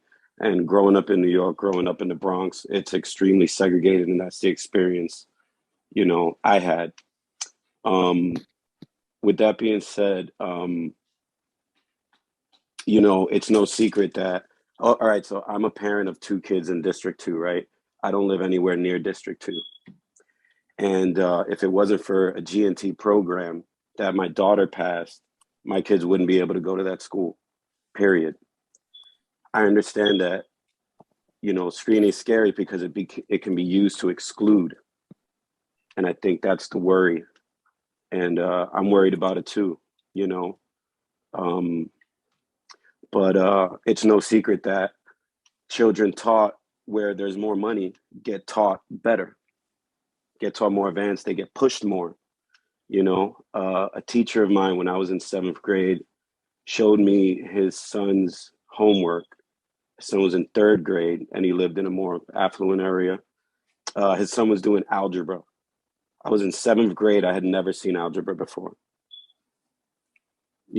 and so I'm also worried about people being segregated and people being excluded. My personal experience, my daughter was able to go to a better school because of one of these programs and was actually able to interact with people from all walks of life. And I appreciate that. And we travel 2 hours a day to make it to these schools. And it's sad that the curriculum is a problem. You want kids to be pushed, but sometimes we act like Black and brown kids can't be pushed. And if we're just dumbing down curriculum because we assume people that look like me just can't do it, I mean, isn't that just as racist? You know what I mean? I don't want anyone to be excluded. And I don't know all the ins and outs of this bill, of this resolution. I've read it. And, some stuff is beyond me. I do know that my daughters are doing better. And now in 6th grade, my daughter's telling me that she's doing the same stuff she was doing in 4th and 5th grade. That's just what I know from my personal experience. I don't want anyone to be excluded. But I also think kids should be pushed. And, I understand that this screening is a blunt object, is a blunt tool. And it can be done better. I'm not the person to say how, but I'm happy with where my kids are and the people they get to interact with. And it's worked out good. It's worked out good for us. And right now in 6th grade, my kid is going over the same stuff. I don't know if that's a function of what happened, them making it by lottery. I don't know. I just know that I've had a good experience with it. And I think we need to focus more on making sure that more families of color have access to this information. I didn't know anything about it. My kid's mother said, hey, we're going to take a test for gifted and talented, and we did it. And now my kids go to a better school. I had no idea. I talked to other parents in my area, none of them had any idea of any of this. So there's plenty of Black and brown kids that are just as capable that could do this and just don't know that these resources are there. And that's my time, I guess. Thank you guys so much. And it's been a real interesting night listening to everyone. And thank you. That's it. That's all I got to say. So I'm in support, I guess. Thank you. The next speaker is Elton Dodson. I couldn't find Elton. Okay. The next speaker is Nikos Papageorgiou. I can't find him either. Okay. Okay, next person is James Thompson.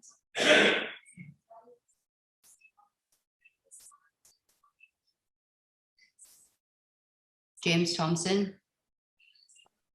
I'm asking to unmute him. We'll have to come back. Okay, Tunisia Riley. Good evening. Oh, what happened? Sorry, Hello? I think sorry You about muted that. me. Yeah, It's okay. sorry, that was that. I apologize. There's so much to say in so little time. Every year we have these conversations and I kind of go back to the same thing. I want to talk about DESA as a person who works in a school, as a social worker who works in the school, to say that DESA will help us get the resources we need. So if you're a parent and you don't want to do it, you're essentially taking away resources that your school could potentially get for other social workers, counselors, programs, and things like that. That's my stance on that. The other thing that I want to say is that every single year we talk about screened, unscreened, and it doesn't get to the heart of what the real issue is. Screening, unscreening will not change segregation, because the bigger issue is housing. We are segregated by location. If I live in Brownsville, why am I having to send my kid all the way to District 2, the Upper East Side, to get a quote unquote good education?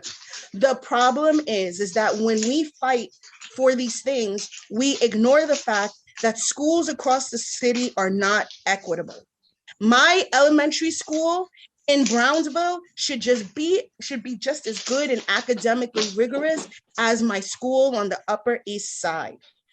Rigoberto should not have to take his child 2 hours to get a great education. He should be able to walk to his neighborhood school and know that what his children are learning there is just as great, rigorous, and amazing as what a child in Chinatown or Battery Park City is learning. And we always ignore that. We fight the smaller issue because we don't want to look at the real issue. The real issue is, if I live in Brownsville, I'm not necessarily guaranteed a great education. People are talking for Black and brown people and saying Black and brown people, they don't want to be screened. They don't want to be this. Black and brown people want their children to be challenged just like anybody else. They work just as hard for their families and they want their kids to get that. So you know what's happening? And Rigoberto talked about this a little. They're going to charter schools. I work in a school and I see the numbers. When I worked in District 32, our kids were going to charter schools because they were not getting the challenges that they needed, that charter schools were offering. And now charter schools have come to District 2. And so every morning when I'm going up 10th Avenue and I'm passing 3 Success Academies, when I see that bus and that train, it is filled with Black and brown and Asian and white families who have their little Success Academy outfits on and are racing to get there on time because they'll shut those doors on them because they want to be academically challenged. So maybe let's not fight over screening and let's fight for academically rigorous education for every single school in our city. Screened or unscreened, that doesn't change the fact that kids are graduating from elementary school unable to read, write, or do math. So let's fight on that finally, after how many years of saying we want equity, because housing is not going to change. You're not going to change the fact that Black and brown people are not necessarily living in these areas, so they're not going to send their kids to those schools. So let's fix the issue we can fix, which is making school equitable at every school. So every school gets good grades. Every school gets chess and computer and library and music and dance and track and basketball. And then we're teaching our kids how to use computers and how to read and how to write and be academically challenged at every single school in New York City. That's what we need. I don't need to know if I got a perfect score so I can send my kid away from his or her home. I need to know that every kid in the city is going to get the same amazing education regardless of where they go. And I am begging you, CEC, District 2, who I'm saying this because we, in the scheme of the bigger DOE system, we are talking about first world issues in a third world city. You're talking about first world problems in a school where kids are in a system where kids aren't graduating high school, being able to read and write. So let's get it together about the screens and the unscreened, and let's deal with the fact that our schools are inequitable from the beginning, from 3K. That's what I need our conversations to start going towards, because we've been talking about screens for years and are ignoring the fact that kids, after years of this discussion, kids are still graduating unable to read and write. Thank you. Thank you. Wow. The next speaker is Motoko Shiboji.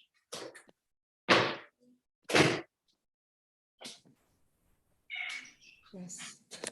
Hello, thank you so much. Yes, that was amazing. Thank you so much. That was very powerful. I'm sorry. Yes. So, yes, I'm sorry. I was very moved. My daughter goes to PS33. Half the school is GNT, half is zoned school. And we have a beautiful, amazingly diverse community. I know Usman had to go, but I would like to work with you for the student in temporary housing because I heard our school has many students in need also. And there was some talk earlier about privilege, so I just wanted to speak up. So just very personal story, and I'm kind of hesitant to talk about it, but I just had to speak up because people were talking about privilege. So until recently, my family of four, 2 adults, 2 kids, lived in a 400 square feet, 1-bedroom apartment. When all 4 of us worked and studied from the home last year, I took my Zoom call meeting in the bathroom or from the top of my girls' bunk beds. We do this because District 2 has good schools. For 6 years every day, we commuted 1 hour each way to a daycare in Chinatown because we couldn't afford Upper East Side daycare tuitions. The daycare teacher there, who was also a first-generation immigrant like me, told me that she should try GNT, and we just paid $25 for a little material to go over and went over with another family in the library. So I feel like some people use the words privilege and hard work interchangeably, and I just don't agree to that. But I know that we all agree that all kids in New York City should receive excellent education, just like the person before me who was so powerful about this said.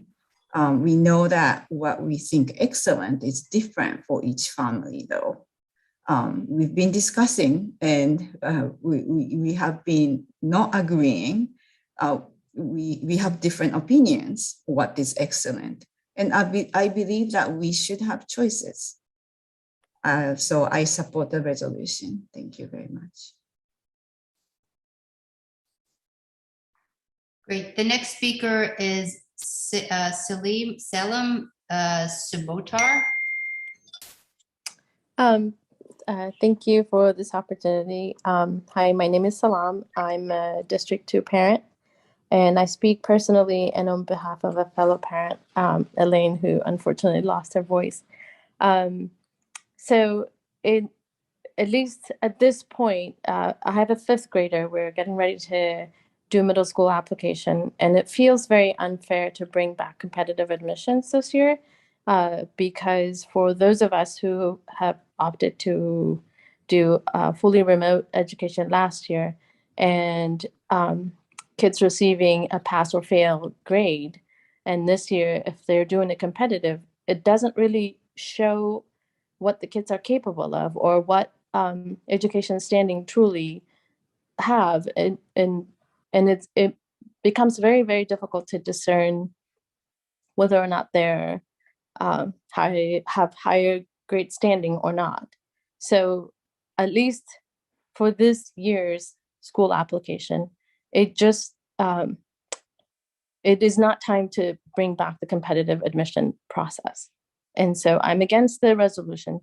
And I mean, if you just think about it, like it really doesn't make sense in the regard of like doing the lottery as they did before. The pandemic didn't just say, I'm just going to stick around for a year and that's the effect. We're still living it and we're still experiencing the effect of it. And the last year, how the students learned and how, like we didn't take the exam because it was optional and we weren't ready to send our kids to school. So it's a really backwards, at least for this year. And so that's all I wanted to say. Thank you. The next speaker is Elka Samuel Smith.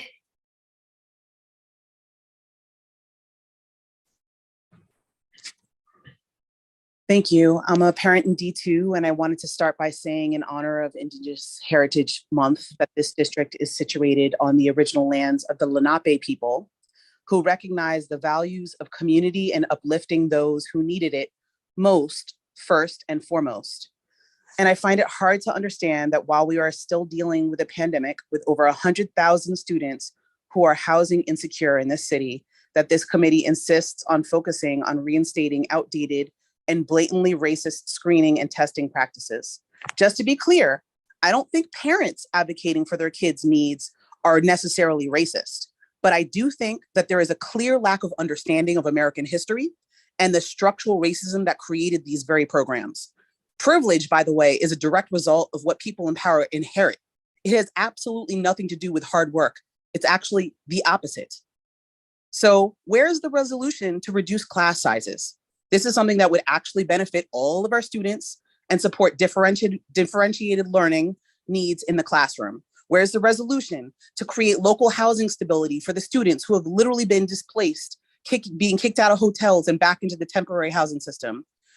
We do need to stop paying third parties, by the way, millions of dollars to analyze our kids and create data and invest the money to actually create better school environments overall and empower our teachers. We can focus on additional supports for kids who need extra help, and we can also have supports for advanced learners.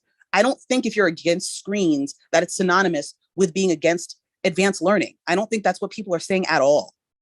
Advanced learning opportunities are actually possible when classroom teachers are empowered to do more in the area of differentiation, and all of the kids in all of these schools deserve access to these opportunities.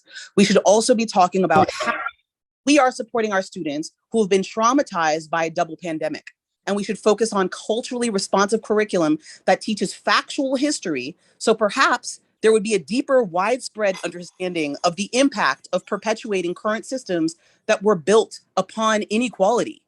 So I'm just thankful that there's a current rethinking of public education rather than holding on to these biased systems and practices that have entirely failed the majority of our students. Thank you. The next speaker is Julia Sukaravi.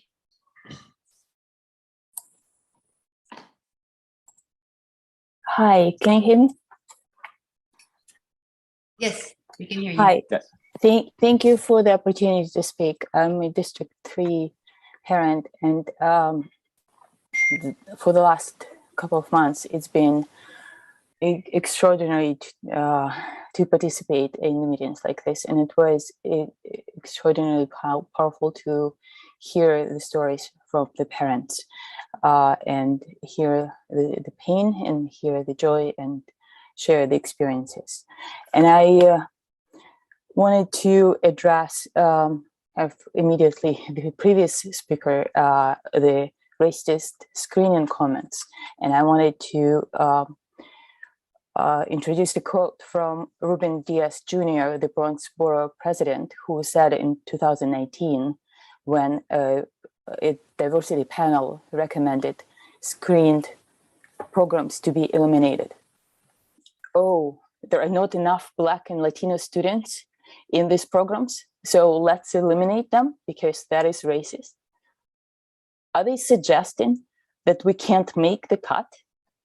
I find it highly offensive and disrespectful. And I entirely agree with that statement.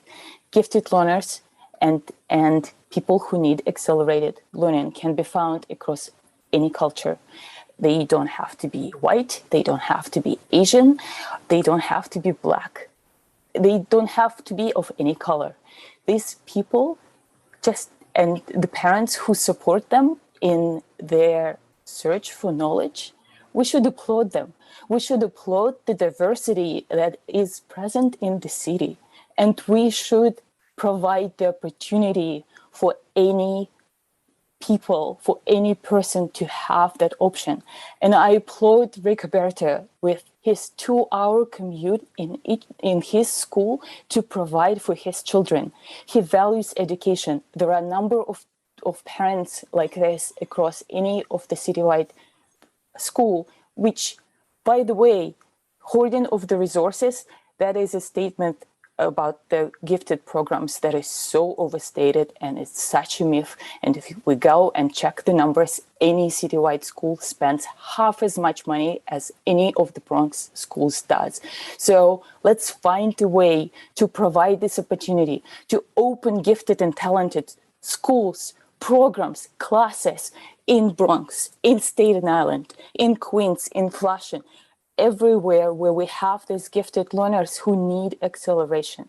And so I'm strongly, and screened exams and screened opportunities, I completely agree with Tunisia that they will not solve the diversity problems.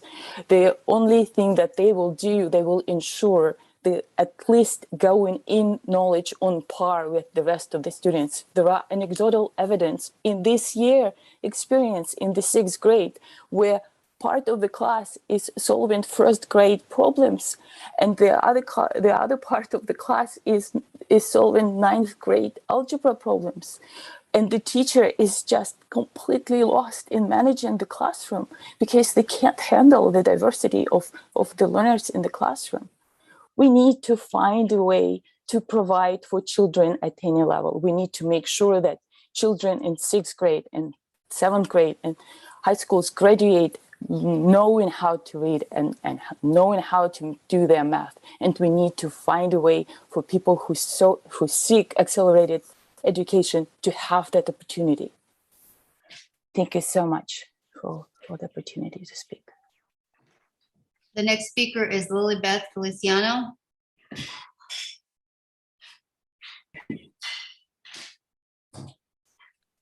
Hi, everybody. Good evening. I am actually going to take this time just to speak on something else because I feel like we've spent most of our meetings on this subject. That's something I feel is important. And really, it's more directed to the council, it's more directed to parents, but in general, I want to call this board to action to truly engage our communities and bring to light the important issues to truly change and impact education for all our children, especially following this continued pandemic. I feel like communication is not fluid and accessible and fairly offered to parents have an opportunity to really understand the resolutions before they're brought forth in such a meeting. That was mentioned by other members as well. of parents saying, I just found this out. I don't feel like there's fluidity. I don't feel like there's transparency. I don't feel like there is this above and beyond initiative to make sure that it's out there, that it gets to SLT, that it gets to President's Council, that it's distributed to PTAs so that we can get it in front of our parents, so that all parents can be included. I have the luxury of being able to be here, but some parents don't. And it's not fair that such important topics are not properly shared. And it's year after year and year after year. And it's very disheartening, and it's it's just perpetuated every year. So I want to call you guys to action. Make it a vision for your board this year to really, really get these things in front of people so that they have an opportunity. I would like to call as well that you really look at the resolutions that are written and how much input you really get from all communities and all people, all schools. Do you really take the time to touch base with every school in our district and say, this is the resolution set forth, at least the PTA board, so that we can then give you some input? That just doesn't happen. So this is not a personal attack. I feel like every time I voice my opinion on these boards too, I'm attacked personally, which I don't get. And I have thicker skin, so I'll keep coming back. But this is not a personal attack on anyone in particular on the council. This is my call to action for you guys. Take it as you'd like. I'm not going away. I will still voice my opinion. There are other parents that don't get the opportunity, and I'm calling you to action to include us and make it inclusive, and that it's not happening right now. That being said, how can we spend hours talking about this over and over and over again? I feel like I lose so much time. How can we truly bring back screenings when kids are just starting to get help that have IEPs I think it starts next week or something. People have loss of incomes. They're about to be evicted in January. There's people being shuffled through the homeless. There's so many other issues that we should be talking and having resolutions on, and those are just not present. Let's talk about resolutions to get more resources. Let's talk about resolutions to get more assistant teachers in our classrooms to help everyone and give accelerated learning to everyone and give extra help for those that need it. Let's talk about Smiler classroom resolutions, which you've heard. Let's talk about resolutions to talk about the food being provided in our lunchrooms that are generally having a lot of shortages. Let's have conversations that are truly, truly important. Let's have resolutions about infusing our system with a better education, reading programs, tutoring, extra math, whatever it is. But the fact that every meeting is a resolution around screens and testing, it's so disheartening, and it's so far based from what's really affecting our 1 million students. So I'm calling you to action as a council to open the gamut, because it's hours on the same thing, and we don't touch on true issues. Thank you. It's a volunteer opportunity. I know you guys work your butts off. Everything we do and everybody here works their butt off for free. And so, like I said, it's not a personal attack. Really just take a minute, call you to action. Ask yourself as a council what you're truly doing and how you can change what's been perpetuated year after year, meeting after meeting. Thank you. And the last speaker is Michelle Lee.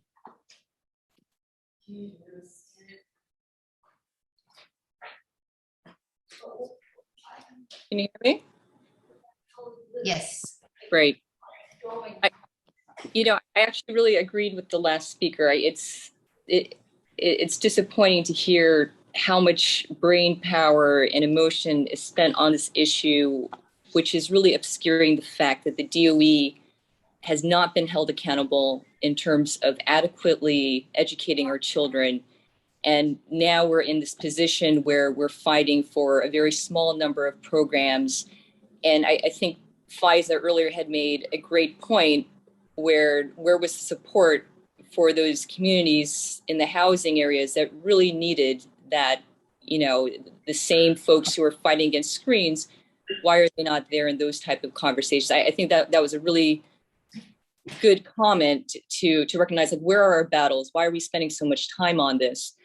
I think what I want to chat about is this assumption that G&T, or, again, the name, is something that could be controversial, but just the concept of an accelerated learner, their needs it's okay to basically let their needs go, that it's okay to just kind of ignore what's happening to them and their developmental needs. And I'm going to speak a little bit, two personal stories. Like one, my brother was a 2E kid. He was twice exceptional. And that was during the time when they did get rid of tracking and screening. And so he was basically forced to skip 8th grade. And then when he got into high school, they got rid of his AP programs, and he was forced to be a 14, 15-year-old taking college classes with adults. It was very isolating for him, and it was extremely emotionally a negative experience for him. And I think people forget that while, yes, we can say that we should mix kids and it'll be great for, an accelerated learner to support another child, there are kids who really do need these programs.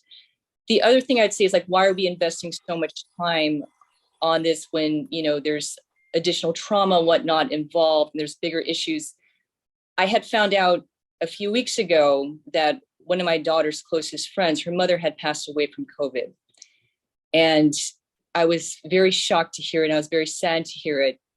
And honestly, the Anderson school was the one school that was the one thing for her. And that's the school that my kids go to, that really kept her up. It was really the one lifeline for her. She was commuting out from Flushing. She was doing the 3-hour commute every day.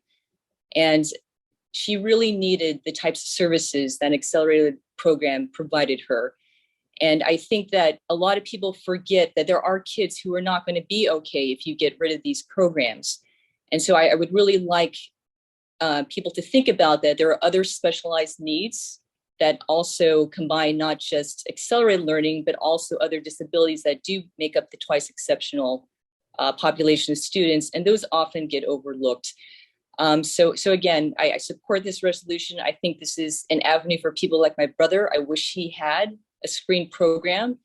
It would have helped him immensely in terms of his emotional well-being.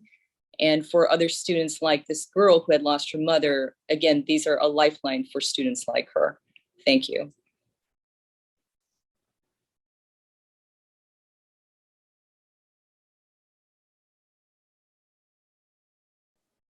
Thank you. And thank you, Janie, for that, going through that list. That was a long list. Thank you again. You're doing a great job. So that's the end of our second public speaker session. Now I think it's time to vote on the resolutions. Do you need a minute there to get ready for that, Jenny? It's just resolution 182. Right, on 182, exactly. Okay, I thought when you said resolution. Yeah. No, I'm ready. Thank you. All right, we're voting on resolution 182. Is yay, nay, or abstain? Robin Broshi? Nay. Kaushik Das? Yes. Yes. Daniela? You're on camera now, Ethan. Yay. Okay, Lupe Hernandez? Nay. Robin Kelleher? Yes. Chen Kwok? Yes. Benjamin Morton? Yes. Ushma had to leave early. Lim Fong Sim, yes. Leonard Silverman? Yay. Lily Wu? Yes. Gabriela Calabia? Yes. Okay. The resolution passes. All right, so it's been adopted. Yeah. All right, thank you. The next item is approval of minutes. We don't have it here, but we discussed it at the last business meeting, and we will be working on a new format for that our face liaison Michelle Chang said would be appropriate, and hope to have that for the next meeting. Item number 12, is there any new business? No. All right. The next item is the adjournment. And before I go to adjournment, it's 10:30 at night. We have a few items on our business meeting. I'd like to make a motion to postpone the business meeting. I second that motion. Thank you. Can Janie, if we can call a vote on the Okay, calling a vote to postpone the what was it, the working business meeting? Yeah. Robin Roshi, Yes. Kashik Das, Maybe unpopular, but I'd rather continue. No. okay. Daniela, Yes. Lupe, Yes. Robin Kelleher, Yes.